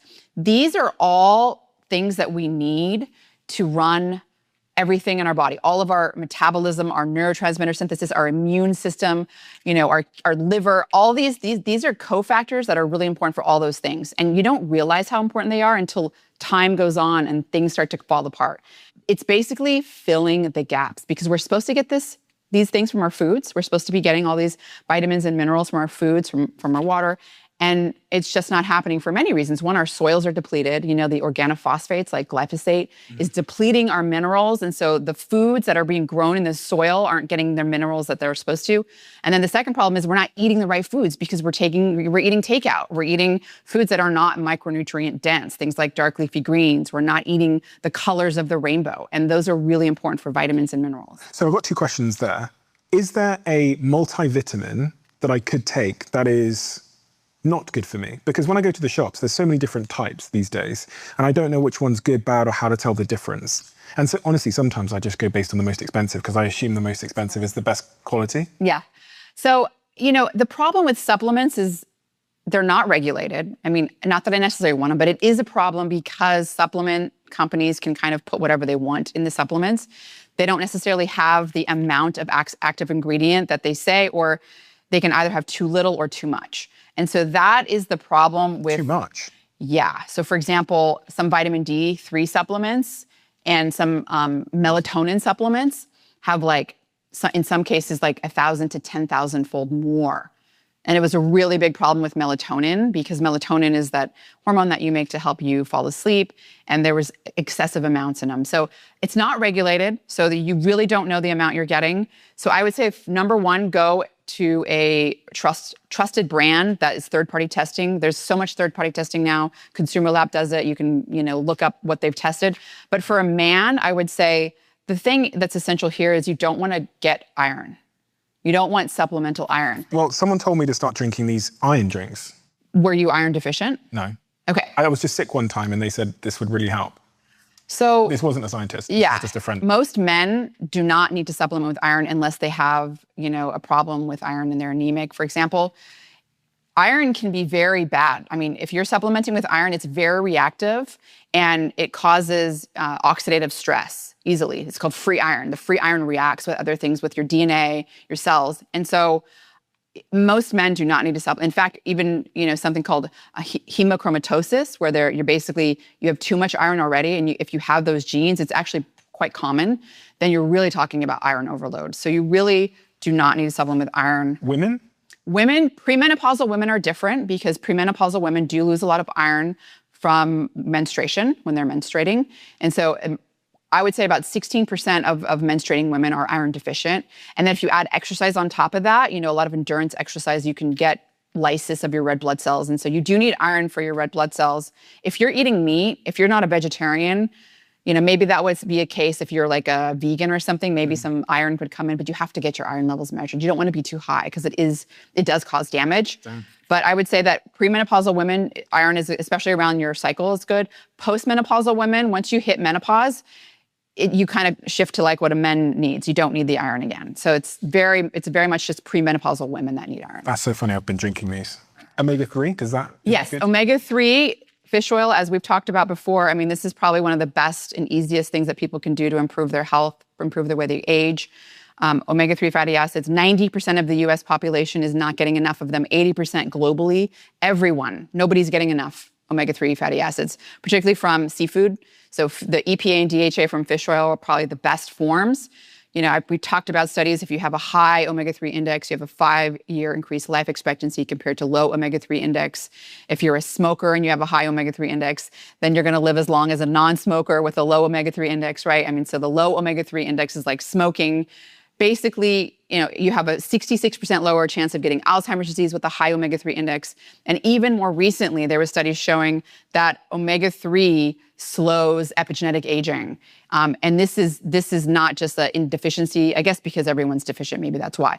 But a study showed that omega-3 fish oil supplementation. This was a study out of Switzerland.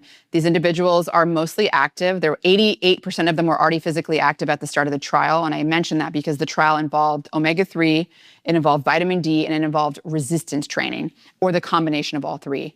And only the omega-3 was able to slow epigenetic aging, biological aging, because for one, they were already physically active, so adding resistance training on top of their baseline didn't do much, and they were vitamin D sufficient. So the omega-3 was able to slow epigenetic aging. The combination of all three slowed it by 4 months. This was just after 1 year. So slowed it by 4 months. And if you imagine that, it doesn't sound like a lot. Again, it's compounding, but also within that study, they looked at real world outcomes. So that also correlated with, they had a 60% less likely chance of being pre-frail, so pre-frailty, right? They also were less likely to get cancer as well. So, I mean, it's really kind of translating to these health outcomes that we think of. And all you need to do is supplement with about 1.6 to 2 grams a day of omega-3 to get a good omega-3 index. But I will mention one thing, Stephen. It's at room temperature. I don't think that's a great idea because fish oil is a polyunsaturated fatty acid. It is prone to oxidation. So you want to put it in a low temperature environment. I keep all my fish oil frozen. And then when I'm ready to use it, I put it in the fridge. So like I have a store of it, I have a stock of it I buy, and then it's in the freezer, and then I put it in the fridge with the bottle that I'm using from. And freezing it does nothing, it's fine. So it's basically just keeping it really, really low oxidation. So I need to put this in the fridge? You need to put it in the fridge and also make sure you're getting a quality brand, right? So you're going to third-party testing again. You want to have a total oxidation, ideally less than 10. And there are brands out there that do have a oxidation less than 10. Which means it's more fresh and pure. It's less oxidized. You don't want to be consuming oxidized fat because that's also not good. Okay, so what else jumps out to you here? We've got creatine, Yeah, creatine is like I travel with it everywhere. You got microionized, this is... I've got so many different types of creatine. Right, this is the one I take. Yeah, I take the creatine monohydrate because it's the most well-studied. Mm-hmm. And obviously I do a lot of training and workout training. I do a lot of resistance training and strength training. So I at least get 5 grams a day, which is what I always was doing in the past. I upped that to 10 grams a day as my baseline because I wanted to have benefits in my brain. Studies out of Germany show that once you get to the 10 gram mark, your brain's able to take it up and it's increasing creatine in certain brain regions. That doesn't happen much at lower doses. And that's because your muscles are very greedy. The creatine in my brain, honestly, I've mentioned this before, it's a game changer just on a daily basis. I feel like I don't have that afternoon slump. I'm in my mid-40s. My brain isn't as sharp as it was. Creatine has really helped me kind of get a little bit closer to where I used to be. And also when I'm sleep deprived, I go up even higher. Sometimes I do 20, 25 grams. And that is because studies have shown if you go up to a higher dose like that, depending on your weight, it's kind of a scale, that it helps you basically negate the negative effects on your brain from sleep deprivation, where not only are you cognitively functioning, you're functioning beyond what your even normal baseline was, which was kind of mind-blowing.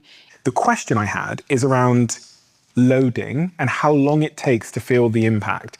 Because when I first heard about creatine, I was 16 and my brother was bodybuilding. And they were told that you need to load up on big loads of it. And then in 2 weeks' time, your body would be saturated. What's the truth? Right. So the reason that creatine loading was done was because there's a short window of time when researchers are doing a study. Mm-hmm. And they want their muscle stores to be saturated. They want their muscle stores to be saturated. And so you have to do 20-gram loading phase in order to saturate them after, 3 or 4 days. Mm-hmm. If you're not about to compete, and if you haven't been using creatine and you're not participating in the study, it takes about 3 to 4 weeks of 5 grams a day consistently to saturate your muscle. So you don't have to do any loading phase. If you are supplementing with 5 grams a day and you've been doing it for a month, your muscle stores are saturated until you exercise and you get that 5 grams in again, they're saturated, right? So they're already, that 5 grams a day is keeping them saturated. And that's why I said your muscles are really hungry and greedy. They're wanting that 5 grams, and that's about what it takes daily to saturate them. However, if you're starting from ground zero where you've never taken creatine, it's gonna take 4 weeks to really get the effects. Mm-hmm. Okay. So otherwise, you'll have to get higher doses. They're not gonna be saturated after 5 grams. So some people might have tried creatine for a week, and not felt any effects and given up. That's actually a really good point. Yeah, it's about a month-long experiment, I would say. close to 4 weeks. I think some people can saturate it at 3 weeks, but it all depends, body size and all that. So 4 weeks is a good experiment time, and 5 grams is a good dose to start with. If 5 grams a day actually makes you more bloated and nauseous, cut that down to 2.5 and 2.5 grams so that you split the doses. If you split the doses, if you take it with food, particularly carbohydrates, it seems to help negate some of the bloating and nausea and negative effects people feel. And obviously, if you're not working out, creatine's not going to like grow your muscles. You have to put in the work. You have to put in the effort. What it's doing is it's helping your muscles, grow and give you the energy to do more training volumes so that they can grow bigger and also so that you can be stronger. If you are traveling and stressed and all those things, yes, creatine is good for the brain. I was seeing, I think it was James Smith did a video about different creatine percentages in the creatine products we drink and or eat or consume. And he looked at creatine gummies and found that some of the creatine gummies don't even have any creatine in them at all. And it was quite shocking because you just assume that if it says creatine, there's going to be creatine in there. This goes back to the whole problem where supplements are not regulated. And so you never really know what you're getting and you have to have third-party testing and go to a quality brand. Gummies in general. So there was a study that was published not long ago. It was a consumer study that was done where people went and got a lot of different creatine gummies off the shelf and then measured how much creatine was in them. And essentially almost all of them had none. And I've talked to some supplement manufacturers and their statement was, it's really hard to get active ingredients in gummy, in general, not even just creatine, in general. But the other thing I did want to mention with creatine is that you do want to make sure it's NSF certified. That's a really important thing because there are contaminants that are even produced in the processing of creatine and creatine monohydrate.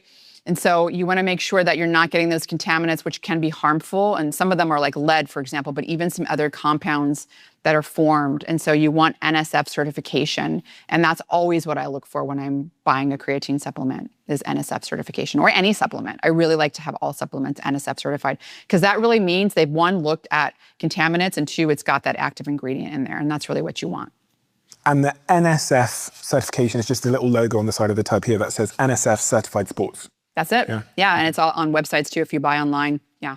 Okay, so I've got one challenge for you. If you had to pick 5 supplements for me to take, assuming that I am male and female. Okay. Okay, so it's neither gender. And it can be things that are either currently in my cupboard or not.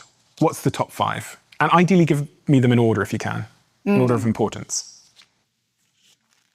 Fish oil. Number 1. Number 1. Vitamin D. Multivitamin. All 3 very, very strong evidence that you're going to slow aging, you're going to improve your brain function, lower disease risk, live longer. And creatine's going to be there. So that's 1, 2, 3, 4. And then the last one is magnesium. Magnesium would be, it might be number 4 and creatine number 5, actually. Really? Yeah. Are you sure?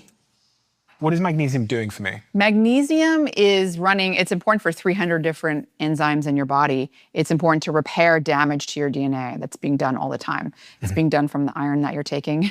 It's being done from normal metabolism, normal immune activation. But when you're in a state where you're not eating a good diet or you're not getting enough sleep, magnesium is really important to repair that damage. And that's why studies have shown that magnesium is really important for preventing cancer. And it also helps with sleep. It's really good for sleep. But more importantly, 50% of the population doesn't get enough magnesium. And I bet you're probably one of those people because most of us are. Do you eat a lot of dark leafy greens or almonds? You're supposed to be getting about 350 to 400 milligrams a day. Are you physically active? Yeah, you're sweating magnesium out. Let's make it 6 supplements. So there's a new supplement, urolithin A, that I'm pretty excited about. The other thing I take that's really important is that I don't necessarily see here. What's it called? So curcumin. Well, those supplements you've mentioned, the first one, which I can't say, and the second one, curcumin, we have on the table in the studio. So let's go back into the studio and we'll pick up from there. Steve, what are you doing? Just making myself a delicious coffee. From the freezer? From the freezer. Have you not heard about Contier? No.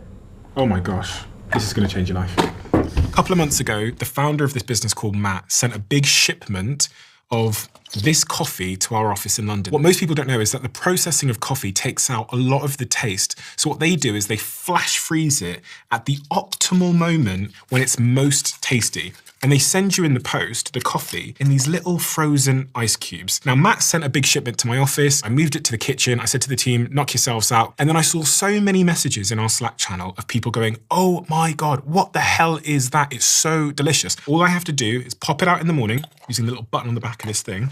I pour my hot water in and I mix it. And that is done. You can get $30 off your first order of Cometeer coffee if you go to cometeer.com/Stephen. Try it and please Instagram DM me, LinkedIn me, and let me know if you love it as much as I do.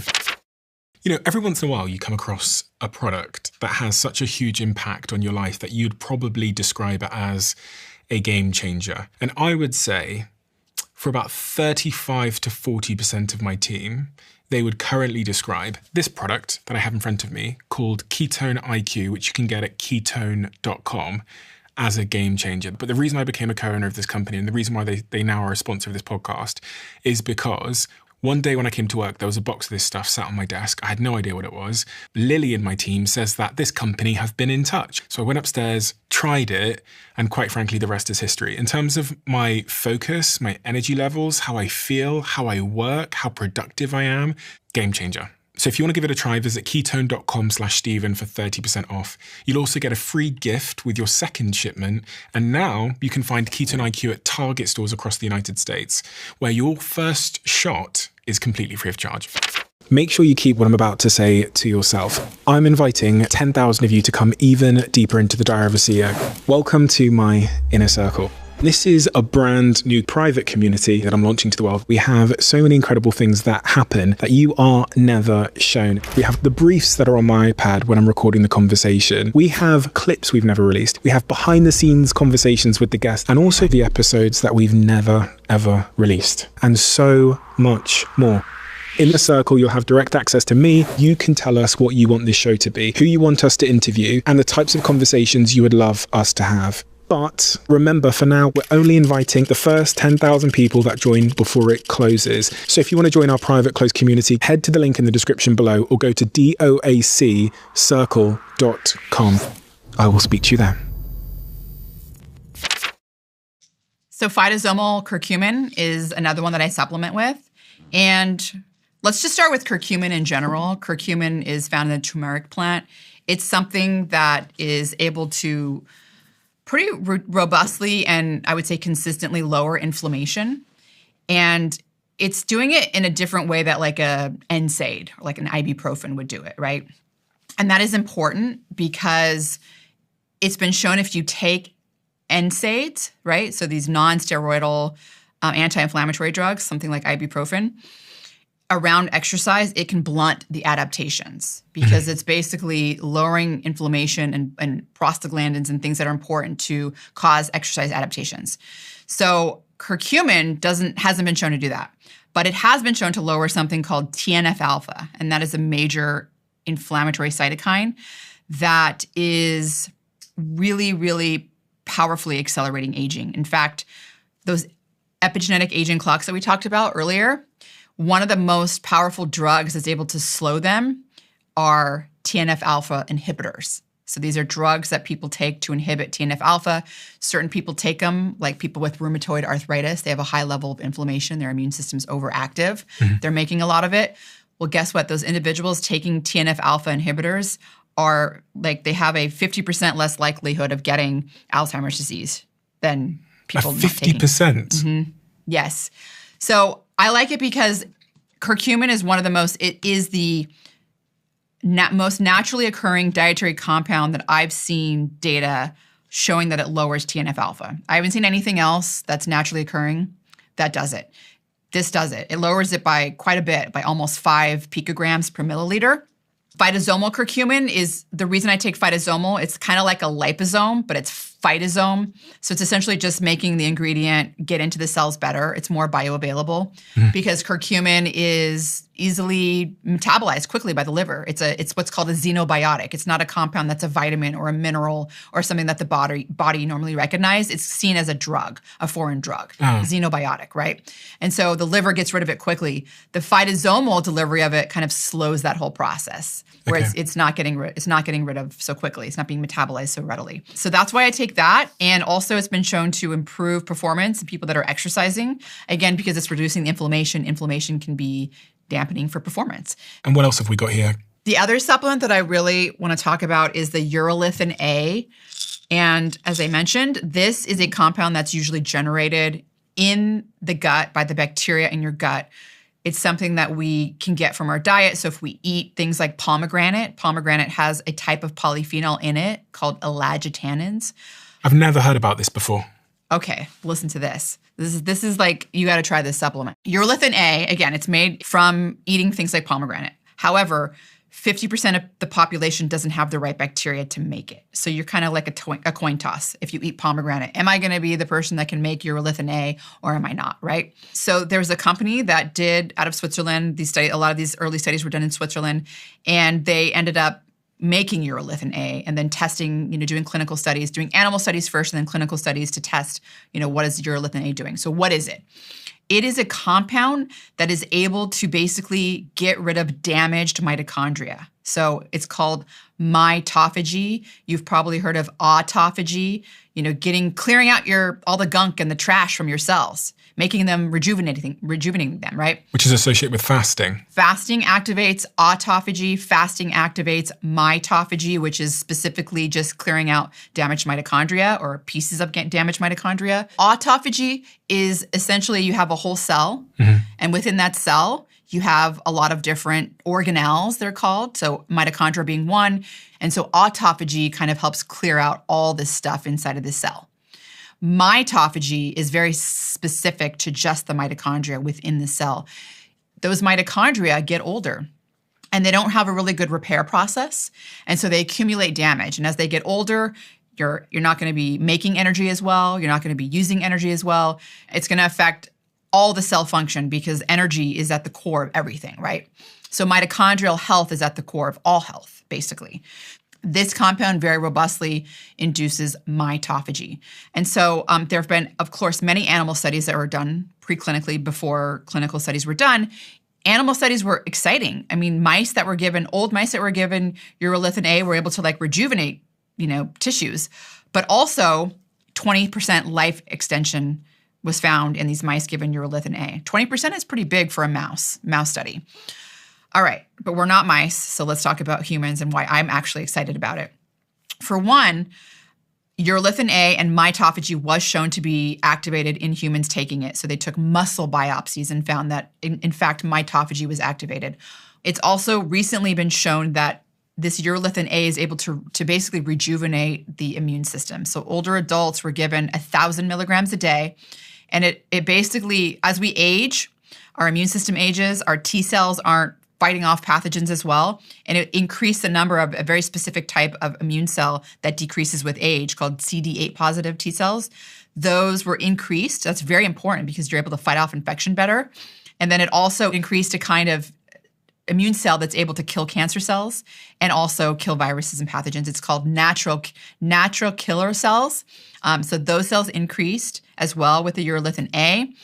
And it also decreased markers of senescence. So this is basically when a cell is still alive, but it's not functioning. It's basically like it's dead. But not only is it not dead and not functioning, it's secreting inflammatory cytokines, accelerating aging. I know, it's complicated. So the study showed that it was basically able to rejuvenate the immune system in older adults, younger adults that have taken it. So there's been studies showing that untrained athletes supplementing with 1,000 milligrams a day were able to improve their VO2 max 10% more than just exercise alone. So if they exercised and took urolithin A, their VO2 max went up 10% compared to the exercise alone group. Wow. If they were trained athletes, it only went up 5% because trained athletes already are doing a lot, right? So you always get a bigger increase in VO2 max if you have an untrained athlete. Same with obese people. And on top of that, so again, energy, it's you're clearing out damaged mitochondria. If you combine it with exercise causes you to make new mitochondria. So the way I look at it, Stephen, is a rejuvenation of all your mitochondria within your cells, whether we're talking about your muscle cells or your immune cells. I think it's probably happening in the brain as well. So it's been shown to increase muscle strength in older adults. So their hamstring strength improved by 10 to 12% after supplementing versus just exercise alone. I think it's a supplement that's important for aging because it's affecting mitochondria, and pretty much everything relies on mitochondria. And you can buy this in a normal shop on the high street? You cannot buy it in a normal shop. You can buy it online. It's not cheap, unfortunately. That's the other thing. So pomegranate itself is the next best thing for people. And there are studies showing that people that take pomegranate juice before they exercise, and over the course of several weeks can actually increase their VO2 max by up to 17%. This is analysis of multiple studies showing that. So again, I think it's all coming down to the urolithin A, and it's a new supplement that I've been experimenting with. Again, the immune system effects, I think I'm not getting sick, but I'm doing the creatine, I'm doing the urolithin A, and I'm doing glutamine. So glutamine is the last one. What is that? Well, you've probably heard of glutamine as an amino acid, right? It's so much more. So glutamine is something that it is an amino acid, but it gets converted into and metabolized to many different things. So one, it can be an amino acid. Two, it can form something called glutarate, which is used by your cells for energy. Mitochondria love it. Or it can be converted into that neurotransmitter that we were talking about, right? Glutamate. So it's really something that can be used for many things. I supplement with it because I came across some studies in the past couple of years where endurance athletes, so I'm not an endurance athlete, but endurance athletes are very prone to respiratory illness because they're really just going hard, right? And your immune system kind of takes a tax on your immune system. Studies were showing that if those endurance athletes supplemented with glutamine, they didn't get sick as often. They were having fewer respiratory illnesses. And I remembered back to when I was a graduate student and I was doing research and I used glutamine. And I was doing glucose and glutamine and looking at immune cells and how I could make them active or what happens if I get rid of glucose or glutamine. And I remembered how much they love glutamine. They consume it. They're using it for energy. Mm-hmm. And it started to make sense to me.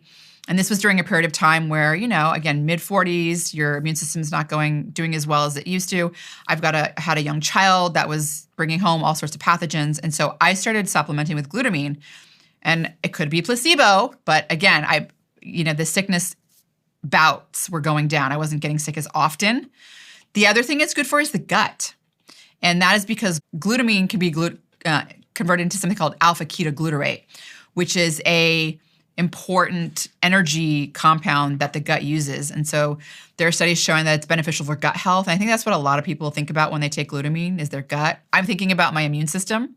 But basically, it's very easily used by the gut cells as energy, and that really helps the gut heal. Okay, the other thing which I take almost daily, sometimes I give myself the weekend off depending on how things are going, but almost daily are these Ketone IQ shots, which I am affiliated with. I'm an investor in the company. Ketone shots, exogenous ketone shots. I take them also quite frequently, not daily. So what are they doing? There's different forms of them, and why do I take them? And I think let's talk about what I think people should realize if they are taking them. So, it's essentially giving you that metabolic switch, right? It's getting your ketone levels up as if you were fasted. So you're elevating your beta hydroxybutyrate levels. That's the major circulating ketone. Beta hydroxybutyrate. BHB for short. Does that just mean ketone? It's a ketone. Okay. There are several ketones. Acetone is another ketone, but that beta hydroxybutyrate is the major one, right? So, and that is a major ketone that's in your body when you're fasted. That's what you're making. And when you're taking these ketone IQs or other exogenous ketones is what you're going to get. So ketone IQ is got the precursor for the ketone. It's got 1,3-butane-diol that in your liver gets converted into beta hydroxybutyrate. I take a ketone that has 1,3-butane-diol, but also it's esterified to the actual beta hydroxybutyrate. What does that mean? It means that it has both an immediate action, a fast action effect of having your ketones elevated, but it also has a tail end effect. So the 1,3-butane-diol, if you take it, you have to wait for it to get to your liver. You have to, can I have one? Yes. You have to wait. Oh, perfect. Okay. Wow, those taste better. Mm. So the other ketone, exogenous ketone, is the beta hydroxybutyrate esterified to the 1,3-butane-diol, which just means it's going to have a fast-acting effect. but also a long-term effect. So you'll get a little bit more elevation in your blood ketones from the one that has the beta-hydroxybutyrate esterified to the 1,3-butadiene. That said, the difference is, I think, from what I know, and I don't know a ton, is pricing. Yes. So, it's pricing, but also, again, concentration. So, I mean, you're going to get a higher peak quicker, and you're going to get higher levels of it with the one that's the Oxford, the Oxford ketone, I guess it's called. But the ketone IQ has 1,3-butanediol, which does get converted into beta-hydroxybutyrate. This one I think costs a couple of dollars. And I have the Oxford one here as well, which I think is $30 a pop. So it's quite expensive. And I think quite expensive. The reason why this has been able to break into retail, especially across America, is just because it's more affordable for most people to be able to spend a couple of dollars. Right. The reason I take it is because I like the cognitive boost that I get from it. And I usually take it on occasions like this when I'm doing a show or I'm, doing a presentation, or I'm doing a lot of heavy research and I just need to be on, because I get a cognitive boost from it. And that cognitive boost does come down to what I was talking about with why I like to fast. It's mimicking that, right? I have that beta-hydroxybutyrate, which is increasing GABA, that inhibitory neurotransmitter that's silencing down some of the anxiety in the back of the brain or the chatter and just helping me focus. And also it increases brain-derived neurotrophic factor. So beta-hydroxybutyrate is a signaling molecule. It's able to increase brain-derived neurotrophic factor in the brain that helps with learning, memory, brain aging. It's also been shown to lower oxidation. So there's all sorts of reasons why I like to take it. For people that are fasting and they're wanting to burn fat, consider that if you take exogenous ketones, you stop burning your own fat, because your body thinks it's now got the ketones there, which is what the metabolism of fat is trying to do, is produce ketones for energy. And so it does shut down what's called lipolysis, which is basically breaking down fat. And so if you're doing fasting and you're doing it for reasons of fat loss, if you take an exogenous ketone during that period of time, it will transiently kind of shut down that process. So keep that in mind. It's one reason why I don't do it every day, because I am looking for that effect for losing visceral fat in particular. That's a really interesting, important point. It is. That people don't talk about. Yeah, it's important. And it's only going to last as long as the beta-hydroxybutyrate lasts in your blood system. So, maybe 3 hours max. What I noticed was when I was trying to get into ketosis at the top of the year and I was doing exogenous ketone shots, I was struggling to get into ketosis. And so what I did is I stopped taking the ketone shots for a couple of days, just focused on my ketogenic diet. I got into ketosis. And then afterwards, I started taking the ketone shots when I was doing podcasting. Because just like you, I noticed just such a radical difference when I take exogenous ketones or when I'm in a natural sort of dietary ketosis. A radical difference. And as a podcaster, I've said this a million times before, but I'm going to say it again. 2 times a week, I do an A/B test of how my brain is working. I sit with someone who is an expert in what they do for sometimes 4 or 5 hours, and I look at them in their face and I have to ask questions and respond and understand big words and hope that my brain is connected to my mouth today. And so I've done 600 or 700 of these A/B tests now. And one of the factors that correlates to good performance as an interviewer and a thinker or a speaker on stage is whether I'm in a ketosis state or not. And it's so profound. In fact, I've actually heard Joe Rogan say this. Joe Rogan said that the upside he gets from being in a ketogenic state is so evident for him as an interviewer that he's considered being in that state all the time. It's the same for me too. I mean, as you know, I'm also doing the same thing, right? Yeah. I have a podcast and I'm giving presentations and very, very much having to use my brain and be on. And it's really made a huge difference for me as well. And that is also why I like to fast, because I get the same effect when I'm fasted. And then I will take an exogenous ketone when I'm also fasted. And so I get into ketosis quicker as well, because I'm already kind of there. I don't have other things inhibiting it. So it does help. And there's, again, pros and cons to doing it. You do want your body to be metabolic flexible. So I'm glad you did do the ketogenic diet and let your body kind of do it and adapt and then add the ketones on top of that. But they do help. They help with cognitive function for sure. I mean, I use them every single podcast I do, presentation I'm giving. It's part of my routine. Let's talk about something different, which is something that I've never heard of before. It's a word that you've started to make popular in the health and longevity community, which is this idea of peak span. I have this graph in front of me, which I'll throw up on the screen. It's fascinating. What the hell is peak span? I've heard of health span. I've even heard of lifespan, but I've never heard of peak span. Well, let's start with lifespan and work our way to peak span to give people a frame of reference. I think most people are familiar with the word longevity, wanting to extend their lifespan, how many years they live, how long they live, right? But the problem with lifespan is, well, you could live longer, but you're going to have, perhaps you have some diseases. So why do you want to live longer if you have Alzheimer's disease or cardiovascular disease or type 2 diabetes? I mean, your quality of life is not as good. And that's where this idea of health span came in, right? So health span is, well, let's increase the amount of time we live disease-free. And that's the new thing that everyone wants to increase and improve, their health span. I want to increase my health span. So I want to live longer and not have any diseases while I'm living that longer life. Well, there's this new concept now, very new, that was just published by some researchers out of Duke University, as well as, I think, China, some university in China, and another university. But I want to give them credit. It's a preprint study, and it came on my radar. I immediately loved it, and this is idea of peak span. Peak span says, hey, health span is great, being disease-free is great, but you're still in a period of decline. You're still declining. Why not try to be as close to your peak span, which is essentially within 90% of your peak function for a certain measurement, whether we're talking about VO2 max, cardiorespiratory fitness, we're talking about, any other function. And that's where this graph comes in. On the y-axis, we have our relative capacity. So if you're listening now, this is a good time to look at the screen because Rhonda's going to show us something. Okay.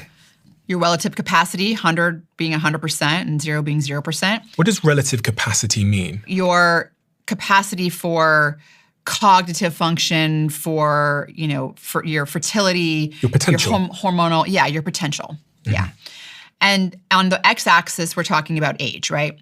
And so what you'll notice is that different capacities, different organ functions kind of peak at different rates.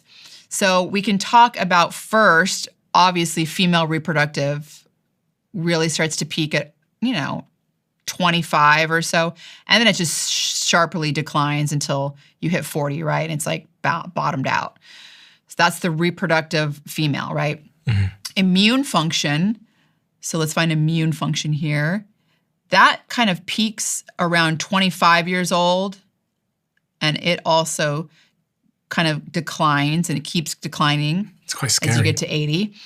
And then we have muscular skeletal, right? So this is our peak strength, peak muscle mass, peak bone density.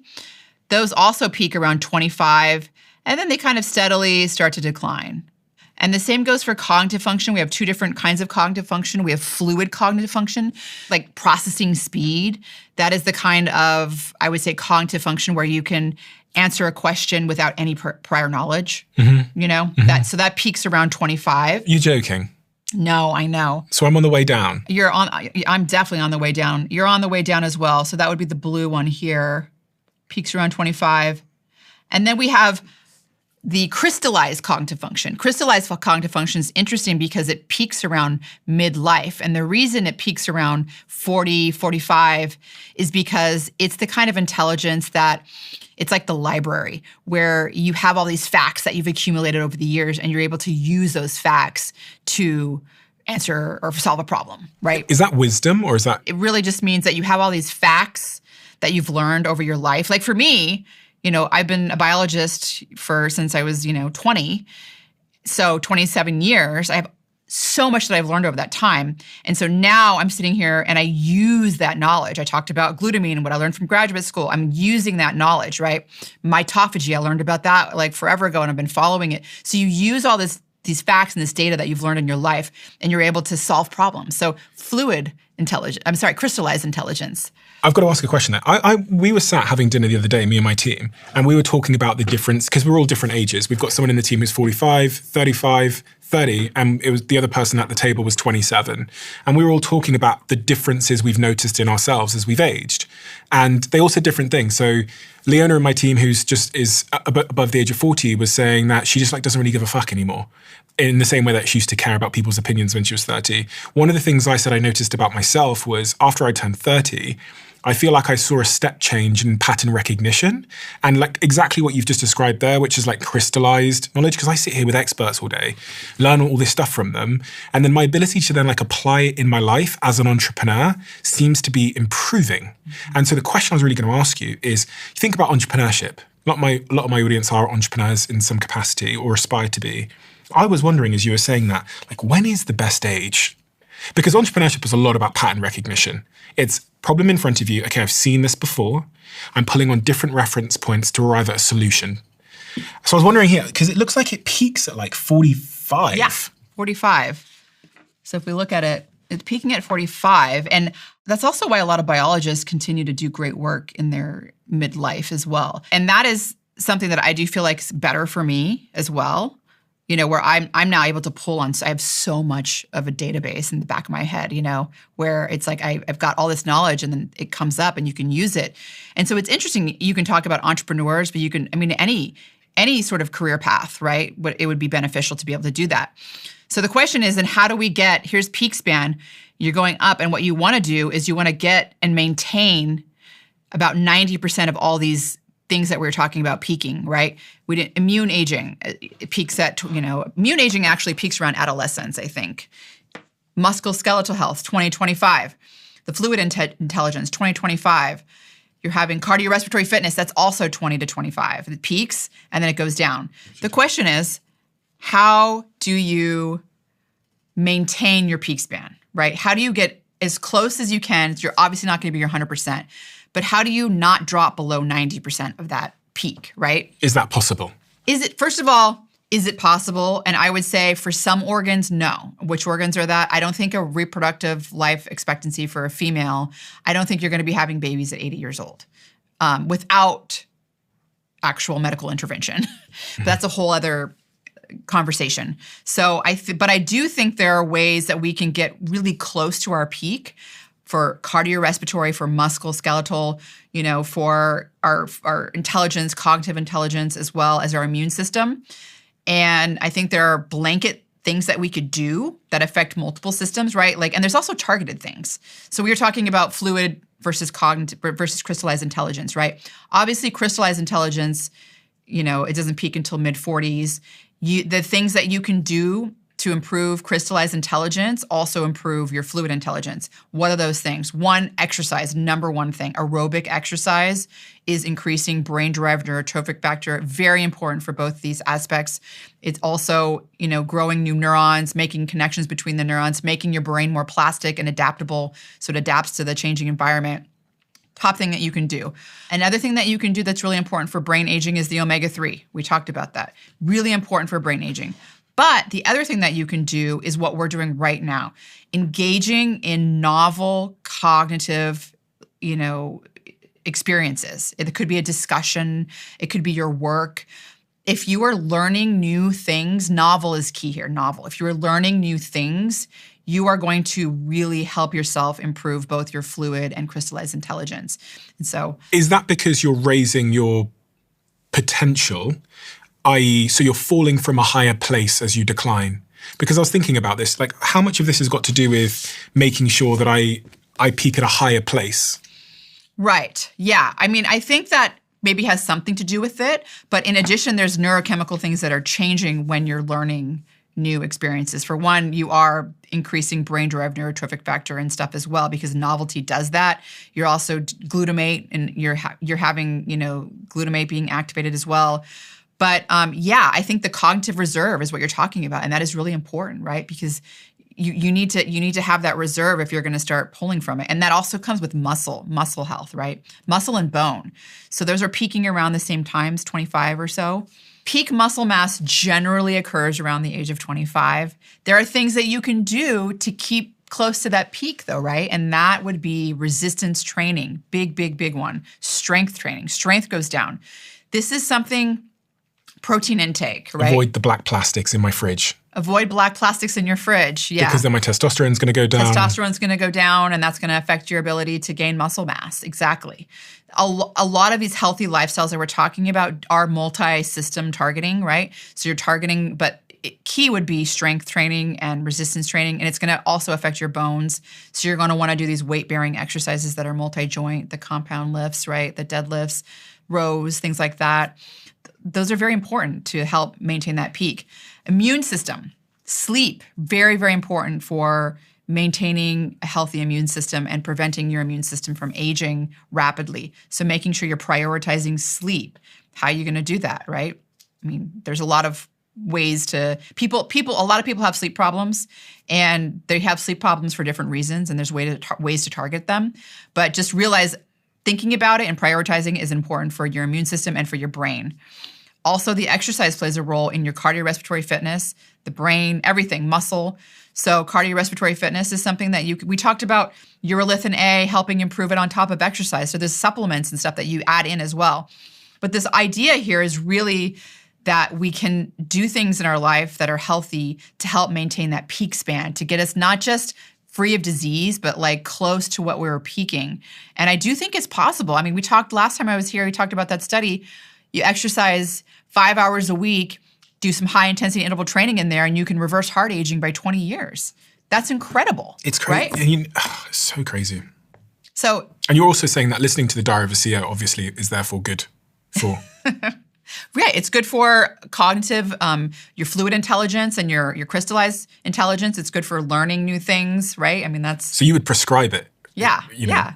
Especially the episodes I'm on.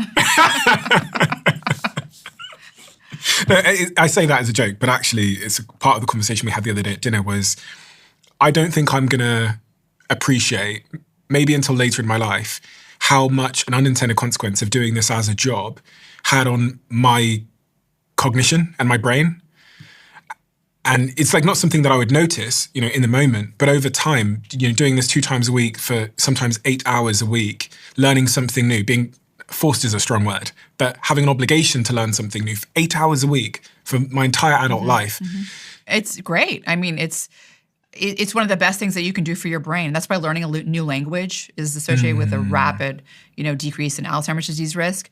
You're working your brain. You're learning new things. It's so important. One of the worst things that someone can do is retire and just sit and watch TV, right? I mean, that's like the worst thing. You're rapidly gonna decline and get dementia. We've got to talk about AI in this conversation. Oh my gosh. Because I actually woke up this morning and I got a message. Look, I'll check with him that I can put this in before I say it out loud, before it's published. But I got a message from my chairman, Nicky. Nicky's an incredible man. He's, 25 years Boston Consulting Group. He's seen it all. And he said to me that one of the things he's thinking a lot about at the moment is how across our businesses, but just generally in society, how AI is going to impact critical thinking and what that then might mean for our teams, our executives, etc. So this is a conversation I was having this morning with him. And it's also something I've noticed. There are certain people I interact with now where I do not feel at all like I'm dealing with their brain. I feel like I'm dealing with what came out the other end of a ChatGPT prompt. Yes. Good, bad, indifferent. Like, I don't, Yeah, it's an interesting and important question, Stephen, because I've been thinking a lot about with AI, it's changing so much. And the question is, like, do you focus on, the negative parts and the short-term parts? Do you focus on the potential benefits that could be great and grand? And I do think a lot of it is people are worried about things like, oh, AI is going to take all of our jobs. Oh, we're going to have brain rot because we don't use our brains anymore. And those are concerns to have, but there's also a lot of exciting things to think about. I also worry about the brain rot part where it's like, well, okay, these people aren't critically thinking for themselves. I've seen I can spot AI a million miles away, right? And part of it is if AI is accurate and people are more easily accessing the accurate information and they're learning it, that's great. Like, that's what it's supposed to be there for, right? I think that's a big if, right? If. And it does have a lot to do with the version of AI you're using. It has a lot to do with the prompt. It has a lot to do with the question, how much, reasoning it has to do. I mean, it's still evolving, but I agree. It's kind of like the worry is, are we going to have a generation of people growing up that don't know how to critically think? You've heard about that London taxi driver test experiment. I think I've heard you talk about it before, actually. Yeah. I mean, well, they have these maps in their heads, right? I mean, you have these taxi drivers in London that they don't use GPS. Like, they know everywhere to go. By the way, I was in London a couple of years ago. I love the taxi drivers there. They are so awesome. Like, they're just different. They're totally different than... For anyone that doesn't know, and I'm absolutely going to butcher this, to become a London taxi driver, you have to take a test for many, many years. You have to learn for many, many years. And you have to learn like every street across London from the top of your head without using GPS. That's incredible. So yeah, when you get in a black cab in London, it's amazing. You can go, I kind of want to go to, and they go, got ya. They know everywhere. Yeah. They have maps in their brain. I mean, think about the cognitive reserve they have. Think about all the things they learned and the spatial memory and all that. And do these guys ever get Alzheimer's disease? I don't know that they do. I mean, there's studies out there showing that these types of taxi drivers do not get Alzheimer's disease. They have to learn 25,000 streets, and it's called the knowledge. And they have physically larger hippocampus centers in their brain, which is the memory center. And I like to extrapolate, if I may, and think that all this cognitive learning that I do daily and that you're doing by talking to guests from all sorts of fields is also you're learning things. Right? It's not just you're interested in things and you're learning them. And it really is also a type of brain exercise. And so I think that this is ultimately what we were getting to is basically, we're going to talk about AI because I know we got to get there, but is essentially if you can engage in intellectual types of activities or anything that's going to exercise your brain, whether it's learning the map of London or it's learning about mitophagy, whatever it is, it's really good to engage in that novel learning. It's really good for your brain. It's working your brain out. I've been thinking a lot about this. I've just come back from South by Southwest and every conversation was about bloody AI. I was there too. Oh, really? They were asking me a lot about AI. So before I went on stage, I was looking at some of the studies and I concluded that at the moment we are in society, there's going to be a bit of a bifurcation of people. One group is going to take the path of least resistance with AI, which is they're going to defer their thinking to AI, which is, one of the things I learn from people like you often is that if you don't use it, you lose it.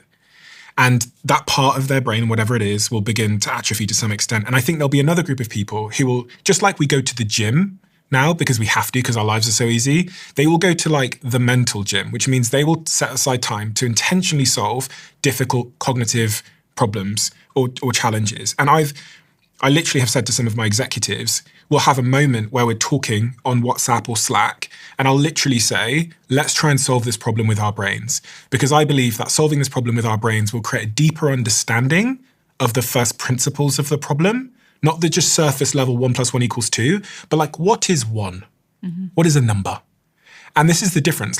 AI can give you the answer, but it's not going to give you the foundation so that you can solve other problems in the future. Because if I never told you what the number 1 was, you would never in the future be able to use it yourself. All you'd know is 1 + 1 = 2. But there's foundations, what are numbers, what is 1, what is 2, what is plus, that you need to understand to be able to do 1 + 2 = 3. And the study, one of the studies I looked at, which has been heavily discussed, was from last year. And it found staggering memory cost using generative AI. In the study, which I'll throw up on the screen, 83% of AI users were unable to remember the details of a passage of text that they had written with AI's assistance. EEG scans showed that brain connectivity was almost halved when individuals outsourced their thinking to AI compared to writing manually, which created cognitive debt. You get output faster, but you don't build the long-term neural hardware to understand the information or the knowledge. So true. It's so true. What's interesting about what you just said is when you're writing something, whether you're typing it or even actually I think there's been some studies on this, handwriting something, something about handwriting it really ingrains it into your memory. And I have this process when I'm there's a lot of facts that I have to remember when I'm talking about them. And I have this process that I do. And the first one is the research, right? You research it and you find it. And then I type it in a Google Doc. And then I write it. And that process is really what gets it into my memory. All the statistics and, statistics are always harder because it's just a number, versus like you're saying, you're understanding the fundamental nature of something that I'm interested in. That always helps. And so it's interesting that if you're writing something, if you're writing it, typing it or writing it, handwriting. They're probably talking about typing it. Even that really does help you remember something. If you're just copying it and then trying to do some recall, it's not gonna work. And then there's the whole other layer that you were talking about, which is like you're not even using, the novelty isn't there. You're not like really into it and learning. And that's what it really takes to build that cognitive reserve, to improve the connections, to increase brain-derived neurotrophic factor, right? You need that novelty. So I do love AI, but I also know that I need to continue using my brain, and I have my own protocols that I like and that I still do. I still write things down. I have my little notebook, and before I go on a podcast too, I like to go through and write stuff down that I've already typed, that I've learned, and things that I wanted to cover. It really makes a difference in memory. So for people that are like you and I, and learners and optimizers, take that pointer, because it really does work. This was one of my favorite things with the iPad. Listen, I'm not the type of person that does a huge amount of writing on pen and paper, although I would do more because everything you've said has proven to be true for me. If I write something down, it's like I'm writing it directly into my brain. Right. But the iPad now allows you to split what you're reading in terms of a book on one side and then a notepad on the other. So what I do when I read is I read the thing, and then I try and write out the lesson on the other side of the page. So I'll say, the gut microbiome has 42 trillion bugs. And I'll go, the gut microbiome has 42 million bugs. I love it. And then I turn the page, and I'm trying to do exactly what you said, because I realize that a lot of stuff I learn doesn't land unless I write it out myself. It's something about the act of writing. And if you add the layer of like what I do, it takes time. So you have to type it and then write. Then it really sticks in your brain. Yeah. Like those are the ones those are the ones that really have stuck if I've done them both. But I love that. I don't use iPads ever. And I still like read books, like old books, and when I have time to do them, and I just have my notebook. I think it shows though. You have an unbelievable ability to remember so many things. But I still love AI. I think there's a lot of benefits, and I think that, scientists in general are using AI is now their collaborator, right? They're pretty smart collaborator that has access to a lot of data and can analyze a lot of data quickly. What are your thoughts on exercise and the current suggestions and recommendations around exercise? Well, I'm glad you asked this question. I think I've been thinking about this a lot. I did a podcast on the current exercise guidelines, and I think they need to be updated. I think they're not good enough. And it's important for people to realize how these exercise guidelines were formulated and what they mean. So typically you'll hear exercise guidelines, 150 to 300 minutes a week of moderate intensity exercise is good for optimal health, or 75 minutes to 150 minutes a week of vigorous intensity exercise, right? So they're basically a 2-to-1 ratio, right? Twice as many minutes for moderate intensity as vigorous intensity. What is defined as moderate versus vigorous? That's also important because it's different across different studies. In these guidelines, it's basically moderate intensity is you're walking. You're moving with intent, but not really, really fast. You're walking at maybe a fast pace, but you're not jogging and you're not running. That kind of activity would be considered moderate. Vigorous would be considered jogging, running, swimming, cycling. So the kind of activity where you're actually moving fast with intent. Why do we have this 2-to-1 ratio? Where did it come from? Well, it all came from energy expenditure. You burn twice as many calories if you're doing vigorous intensity exercise as you do if you're doing moderate intensity, right? So if you're walking 1 mile, you'll burn X amount of calories. If you jog that mile, you'll burn twice as many calories. That's where these guidelines came from, the 2-to-1 ratio, right? Weight loss, energy expenditure. But that's not necessarily what's important for reducing cancer mortality, reducing cardiovascular-related mortality, reducing all-cause mortality, right? These guidelines use that data, this 2-to-1 ratio of energy expenditure, and then they looked at other studies and said, okay, how much exercise is required to reduce cardiovascular-related mortality or all-cause mortality? And they kind of like connected the dots. By the way, these studies also were using questionnaires. They weren't actually measuring how active people were. A new study came out, and I did a Journal Club podcast on it because it was a study that I felt was so important that I wanted to break down all the components of the study with another scientist.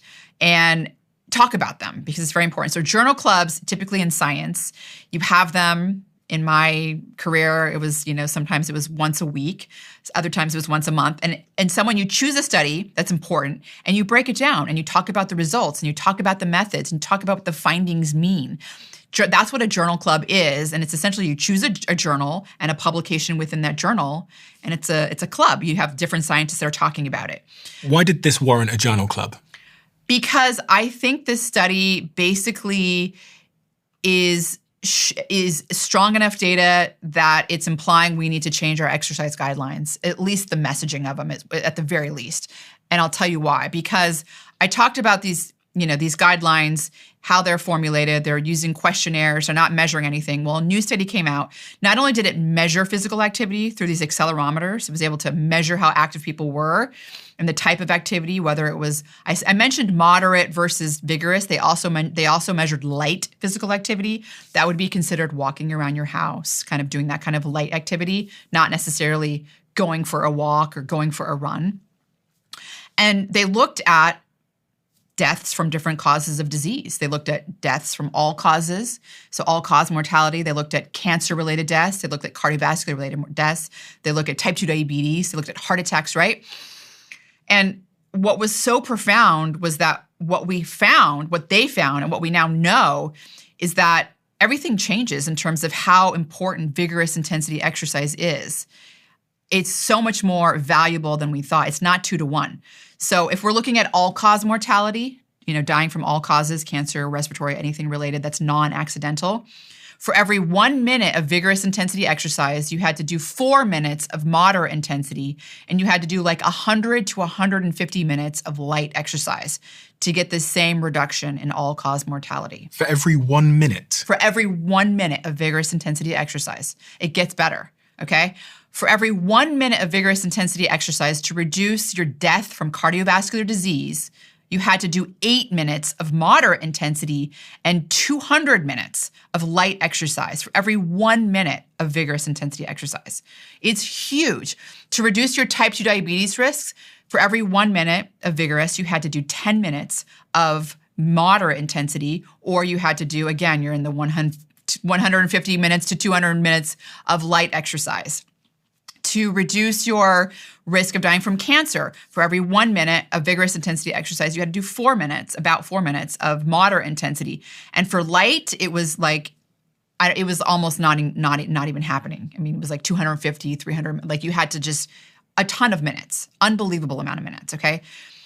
The value of vigorous intensity exercise is so much more than this 2 to 1 ratio based on energy expenditure, based on burning calories that our guidelines were based on. It's time to rethink them. It's time to tell people, hey, if you're getting out and you're going for a run, it is worth way more than you think it is in terms of reducing your disease risk and your death from that disease, right? Also, what was really interesting about this study, and this goes back to this exercise snacks that we talked about before last episode, is that because participants were wearing these accelerometers on their wrist, they were able to measure all physical activity. Let's say you have a new puppy and you're sprinting in the yard and playing with them for a minute or 2 minutes or 3 minutes or whatever, not 30 minutes in the gym, right? Or not 30 minutes on the treadmill, but you're just a short burst. Or you're playing with your grandkids or your kids and you're playing tag, whatever. Those moments count. They really add up. And that is also a take home from this study and other studies, is that you can actually get massive benefits from the sprinting, the vigorous exercise, 1 minute, 2 minutes, 3 minutes. Women that did 3.5 minutes of just this vigorous types of exercise per day lowered their cancer risk by 40%. Yes, 3.5 minutes a day. This was in women. Now, there's bigger studies showing men and women that exercise 9 minutes a day, the short, vigorous types of exercise, adding up, not 9 minutes altogether, but like a minute here, a minute there, a minute here, right? It adds up, 40% lower cancer-related mortality, 50% lower cardiovascular-related mortality. And that's another big take-home from this study that I really want people to know about, because some people don't like spending 30 minutes or blocking out a 30-minute time or an hour-long time to go to the gym. They should. I mean, if they want their peak span, that's what you're going to have to do. But if you're just wanting to avoid disease and be your health span, you can get that by doing these short moments of short bursts of physical activity, and those count. And some people are like, oh, thank God. Thank God I can do that because I hate going to the gym. They just won't do it. They won't do it. A lot of people as well are caught up with this 10,000 steps a day thing. Yes, 10,000 steps a day. What's that facial reaction? For people that can't see your face, she looked up into the corner like I personally offended her. Yeah, look, any exercise is better than none. I want to just get that on the table. Okay, that's important. I don't want to totally diss the 10,000 steps a day, but I think that we need to ditch it. I think we need to ditch 10,000 steps a day and say 10 minutes a day. 10 minutes a day of getting your heart rate up. You can do body weight squats. You can, play tag with your kids or your grandkids. You can do shorter bursts of it, but it needs to be 10 minutes. And if you get to that 10 minutes a day, 50% lower cardiovascular related mortality, 50% lower all-cause mortality, 40% lower cancer mortality. That is what you're going to get. 10,000 steps a day is not going to get you that. We just talked about it. It's not going to get you that, right? It's a different ratio. It's not 2-to-1 ratio. I imagine there's people thinking, you use 3 terms there, vigorous, moderate, and light. We probably need to quite clearly define those definitions. Like, what is vigorous? Right. Heart rate, is it? Or vigorous intensity exercise can be heart rate, and it is heart rate in a lot of studies that are done. In terms of the exercise guidelines, they don't use heart rate. They're using movement. Like when I say accelerometer, I mean moving fast. So they're able to measure the acceleration of your movement. And so the way that they're talking about it in these exercise guideline studies is moving fast. Moving fast would be jogging, running, swimming, biking. You're moving. Stepper would be moving fast. Even weights are moving fast. That's part of it too. Weights. You're doing weights. Wait. Because they're on your wrist, and so if you're doing bicep curls or you're doing something with your wrist that are fast, it's part of that. It's part of that equation as well. Heart rate isn't the thing they were measuring, but that's a consequence of moving fast. Typically. It is. So you want to be thinking about getting your heart rate. Personally, when I think about it, and if I'm talking about it in the context of these exercise guidelines, I would say that vigorous would be probably considered 70% or more of your max heart rate would be considered vigorous. Previously, when I'm talking about vigorous, I also talk about high intensity interval training, and that's more like 80% of your max heart rate or higher. Very important for improving VO2 max and cardiorespiratory fitness. But in these studies, heart rate is more like a 70% your max heart rate or more, because that's you can be jogging at that rate, right? Jogging or running, that's vigorous intensity exercise. If you're below that, if you're like 50% your max heart rate, that's considered moderate intensity. And then, maybe even lower than that if you're just sort of, walking around the house. I mean, that's not even going that much at all. That's light. That's considered light. 10,000 steps would be probably considered, it depends, because actually they're saying steps, which means could just be around the house. Okay. If you walk around your house, how long does it take to do 10,000 steps? Like an hour, and a half? Yeah. Probably just doing 6,000 or 7,000 just walking around the office. So, but that's considered light exercise. So that's why I think we need to get rid of that. It's not enough. It's not enough. It's better than sitting, because sitting is bad. Sitting is an independent risk factor for disease, for cancer in particular. This was one of the most replayed moments last time I spoke to you, was people replayed the section where you talked about being sedentary and how much of an issue that is for all of us. And it's really stayed with me to the fact, I don't know if this helps, but I've been using standing desks everywhere. Even when I travel around the world now, I've actually got a portable standing desk just to try and keep me up. Because as a podcast, I've sat in this chair for what? I've sat down for 6 hours today, and it's 3 p.m. Right. Yeah. Kelly Starrett wrote a book, Desk Bound, some years ago. And, he really played a role in popularizing this idea, and I think in the public as well. Being sedentary is time you're spent sitting, right? Time you spend sitting. It doesn't necessarily mean, I used to think about being sedentary as, oh, do you work out? Yes or no? No, you're sedentary. Yes, no, you're not sedentary. That's not what sedentary is. Sedentary is time you're spending sitting. We've been sitting here quite a few hours. We've been sedentary this whole time. So being sedentary and sitting is an independent risk factor. Even if you're exercising, it's an independent risk factor for diseases. I mentioned cancer in particular. That seems to be the one that's more strongly correlated to being sedentary. But standing helps.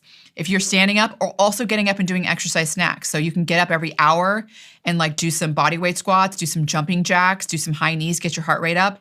That breaks up the sedentary time. So now it's only an hour of sedentary versus 8 hours, right? Or 6 hours, or however long you're sitting at your desk. It makes a difference. And those exercise snacks are easy to do. I have a standing desk. I don't use it enough. I still have it. I do exercise snacks. And I like doing the exercise snacks because like literally if we were to get up and do bodyweight squats right now for 1 minute, like you're going to feel better. You feel better after. The blood flow to your brain, it gives you a little pump. I love it. I love the pump. It's just 1 minute of it and you get a short pump to your brain and it makes you feel better. So exercise snacks are a really good way to break up sedentary time. They're also adding up. They count. As I just mentioned, they count towards your exercise goal and they're vigorous. You're moving fast, right? Vigorous exercise. You're getting your heart rate up. Or I could just take a Ozempic. I just get the pen out, jab, jab, jab, and it's all of this stuff disappears, right?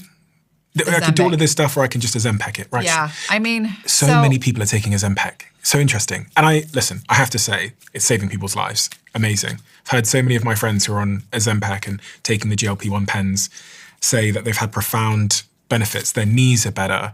They can walk upstairs. They feel better. Yeah, I mean, let's be real here. Being obese and overweight is one of the worst things you can do for your health, right? It's going to accelerate the aging process and it's going to increase the risk of every age-related disease, cardiovascular disease, type 2 diabetes, cancer, visceral fats happening, you're insulin resistant, it's all happening. It's going to affect your quality of life. It's harder to walk around. You're not as mobile. Your joints are getting more stress on them, right? So anything that can help you lose that weight is going to be beneficial. And so these GLP-1, you're talking about Ozempic, that's the GLP-1 receptor agonist, right? They're life-changing for people that are obese, people that need to lose, 40 pounds, 50 pounds, 30 pounds. It's not easy to lose that weight with diet and lifestyle. Yeah. Well, let's talk about the buts. So the benefits are obviously if they're going to lose that fat, the visceral fat, they're going to become insulin sensitive. They're going to reduce their risk for all those diseases. And that's what the data shows. Cardiovascular disease risk goes down, cancer risk goes down, except for one type of cancer goes up, kidney cancer. But, the Alzheimer's disease risk goes down. Anything that when you lose weight, those risks are going to go down. There are side effects and there are things to consider when you're taking, I'm calling them GLP-1s because we have first generation, second generation, and now third generation. And they're affecting not only the GLP-1 receptor, but they're affecting glucagon, for example. They're affecting another peptide called GIP. So I'll just call them GLP-1s for short. Okay. Semaglutide or Ozempic is one of the first generations. We now have the second generation that's targeting two pathways. You can lose even more weight. Mounjaro would be something that people would relate to. That's one of the second generation ones. And I think that for people that are going to start these drugs, first of all, they have to realize there's a good chance they're going to have to be on them for the rest of their lives. And that's something that you have to be willing to do. And I say that because many studies have shown now that individuals that do take these GLP-1s do lose a lot of weight, and it's very beneficial to lose that weight. But if they stop taking the GLP-1s, they gain the weight back. And oftentimes they gain all of the weight back because your body's kind of trying to go back to that reset point, and their hunger comes back with a vengeance. And so part of what GLP-1 drugs are doing they are basically they're making you feel satiated and not hungry. So they're affecting your satiety hormone so you don't feel hungry. They're also slowing gastric emptying so food stays around in your intestines longer. So you feel full. When food is in your intestines, you don't feel hungry. So they're slowing that process, and so people don't feel hungry. And so what ends up happening is, in many ways, it's mimicking calorie restriction and fasting, right? You're basically not eating as much food. So that's essentially, but it's doing it for you. It's not, you don't have to put in that, you don't have to feel hungry, you don't have to put in that work, and it's doing it for you, right? And so people are losing a lot of weight and they're losing it very rapidly. And I said you might have to be on it for the rest of your life. And what I mean by that is because a lot of studies show that a majority of people do gain back their weight. Their appetite comes back, it comes back with the vengeance, and they regain the weight over a year or so. So that's one thing to consider. Are you willing to take it for the rest of your life? There was a New York Times piece where they looked at a lady called Stacey Canterbury. She had lost 50 pounds on one of the GLP-1s that you mentioned, reaching her peak goal weight. And after stopping the drug due to insurance issues, she regained 20 pounds back straight away in a month. Interestingly, she described the return of hunger not as a gradual increase, but as a ferocious, animalistic urge to eat that was far more intense than before she ever started the medication. And the New York Times did a big piece about that, because one of the things that I've come to learn is that there's no free lunch in life, no pun intended. There's no free lunch. There's no free biological lunch. It's true. People's appetite, that's why I said it comes back with the vengeance, because it seems to be the case where your body's like, it hasn't been hungry. And it's like, wait a minute, I've been starving for so long. I need to eat, right? So it's kind of like, feed me. And that's obviously something to consider. So the question is, well, what happens if you're on these drugs long term? And, we've got these drugs, early versions of them have been around. They also help treat type 2 diabetes, right? That's part of where they first came from. They've been around a while. We do have some data. Mostly the data is positive because people are losing a lot of weight, and that is what's putting them at a high risk for these diseases. And so when you lose that weight, what ends up happening is your disease risk for all these diseases goes down, right? So it's hard to uncouple weight loss from what the drug's doing itself. But there are side effects in addition to that, right? Nausea, GI upset, all that stuff may be temporary. Some people, it kind of sticks around.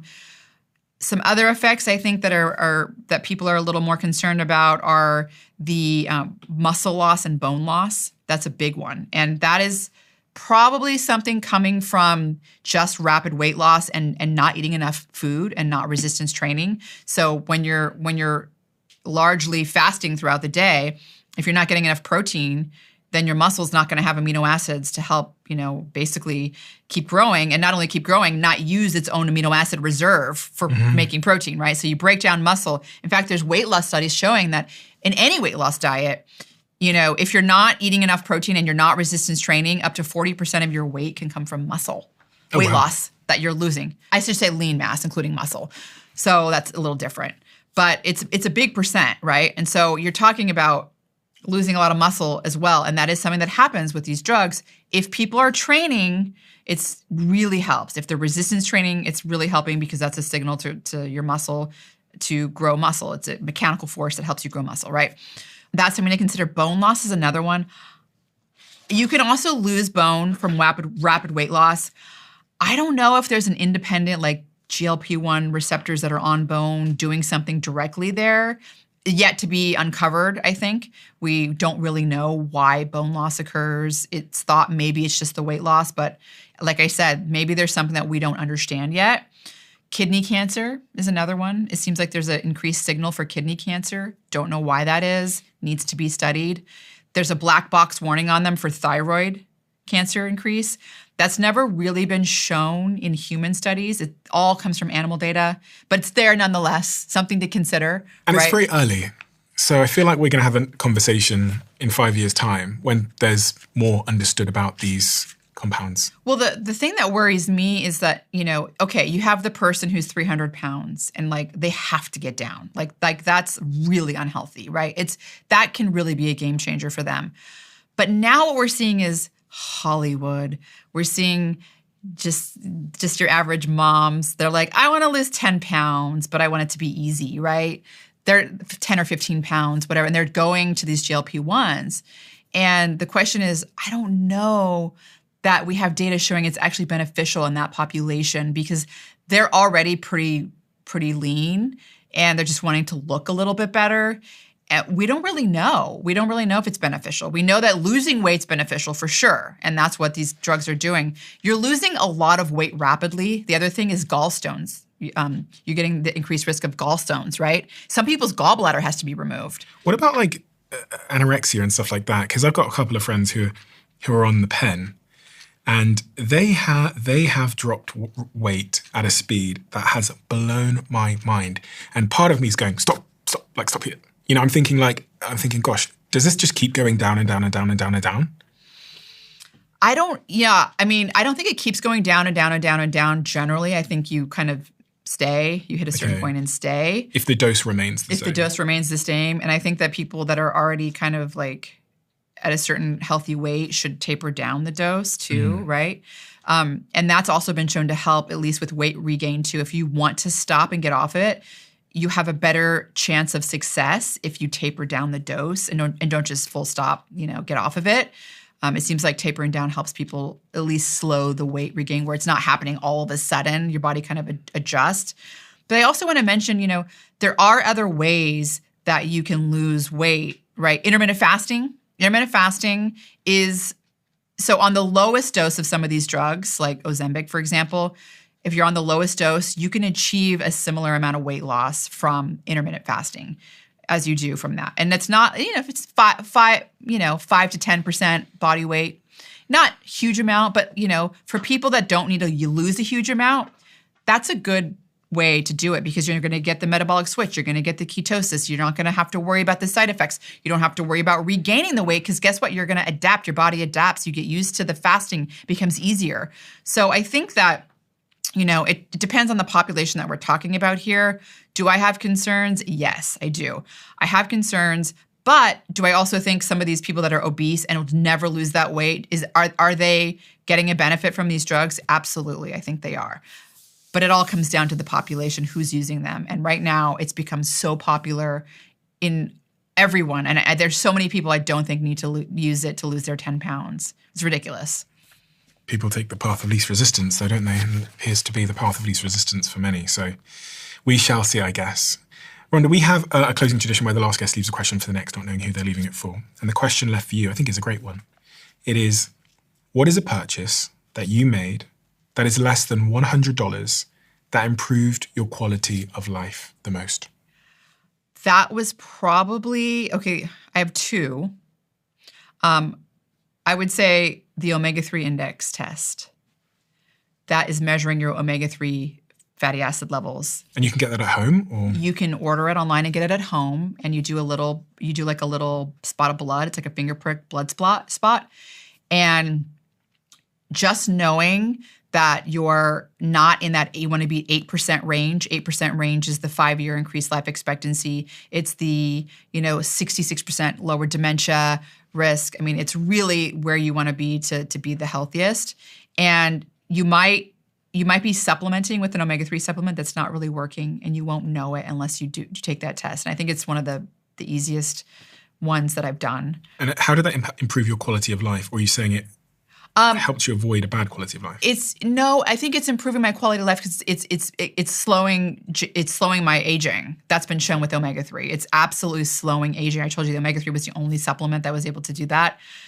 Even in the context of people that were healthy and physically active. I mean, these Swiss people are healthy. It's like if they did this study in the U.S., there's no way that 88% of them would be physically active. Not a chance, right?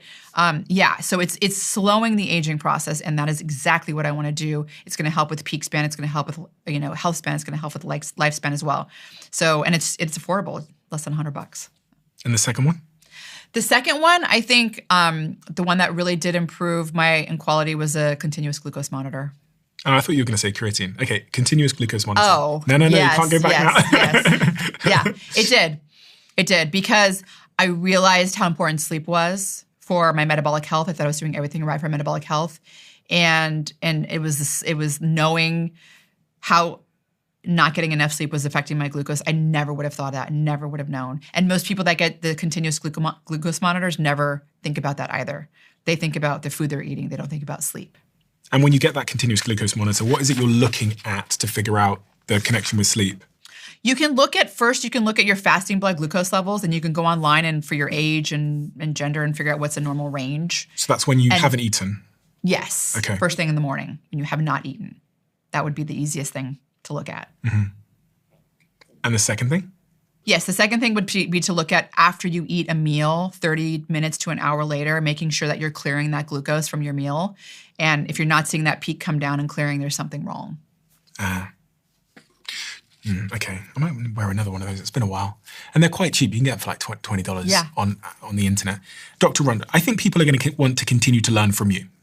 So where should they go to learn more from you? I have a podcast called Found My Fitness. It's on YouTube, Spotify, Apple Podcasts, everywhere you listen to podcasts. That would be the best place. I have a website, foundmyfitness.com. I have a wonderful newsletter. Every week we put out something. We put out one on that peak span paper. We put out a newsletter on updating the exercise guidelines. I have a great team. We put out an email newsletter that's free every single week. And they're really good. They're really good in-depth emails. So people can find me there. I'm on social media. Rhonda Patrick, Found My Fitness. That's my handle, my website name, my podcast name. I'll link it below for anyone as well that would like to go check out that information. It'll all be in the description below. I highly recommend. I mean, I don't really need to tell people how incredible you are. I think they've just observed that. So I shan't. I shall. You are incredible. Thank you. So thank you so much for doing this. I've learned so much. I've done so many of these health conversations on this show, and it's almost at a point now where I'm wondering if there's much more that I've got to learn. But because I think you stay at the very cutting edge of the studies that are coming out, and you're so good at both articulating them in a simple way that someone like me can understand, even though I can't understand a lot of the literature as it comes out of these sort of scientific journals, I think that you're a person people do need to follow, because the world and the scientific understandings are always changing. And it's good to have someone who can distill that down for you in a way that is relevant, accessible, and scientifically rigorous. And that's exactly sort of the three terms that I think of when I think of you. So please do continue to do the work you're doing, because it's teaching me so much. And by way of that, it's meaning that I can live a happier, healthier life. And I appreciate you for that, Rhonda. I really appreciate that. Thank you so much, Stephen. I love coming and having discussions with you. They're fun. Thank you. YouTube have this new crazy algorithm where they know exactly what video you would like to watch next based on AI and all of your viewing behavior. And the algorithm says that this video is the perfect video for you. It's different for everybody looking right now. Check this video out, and I bet you might love it.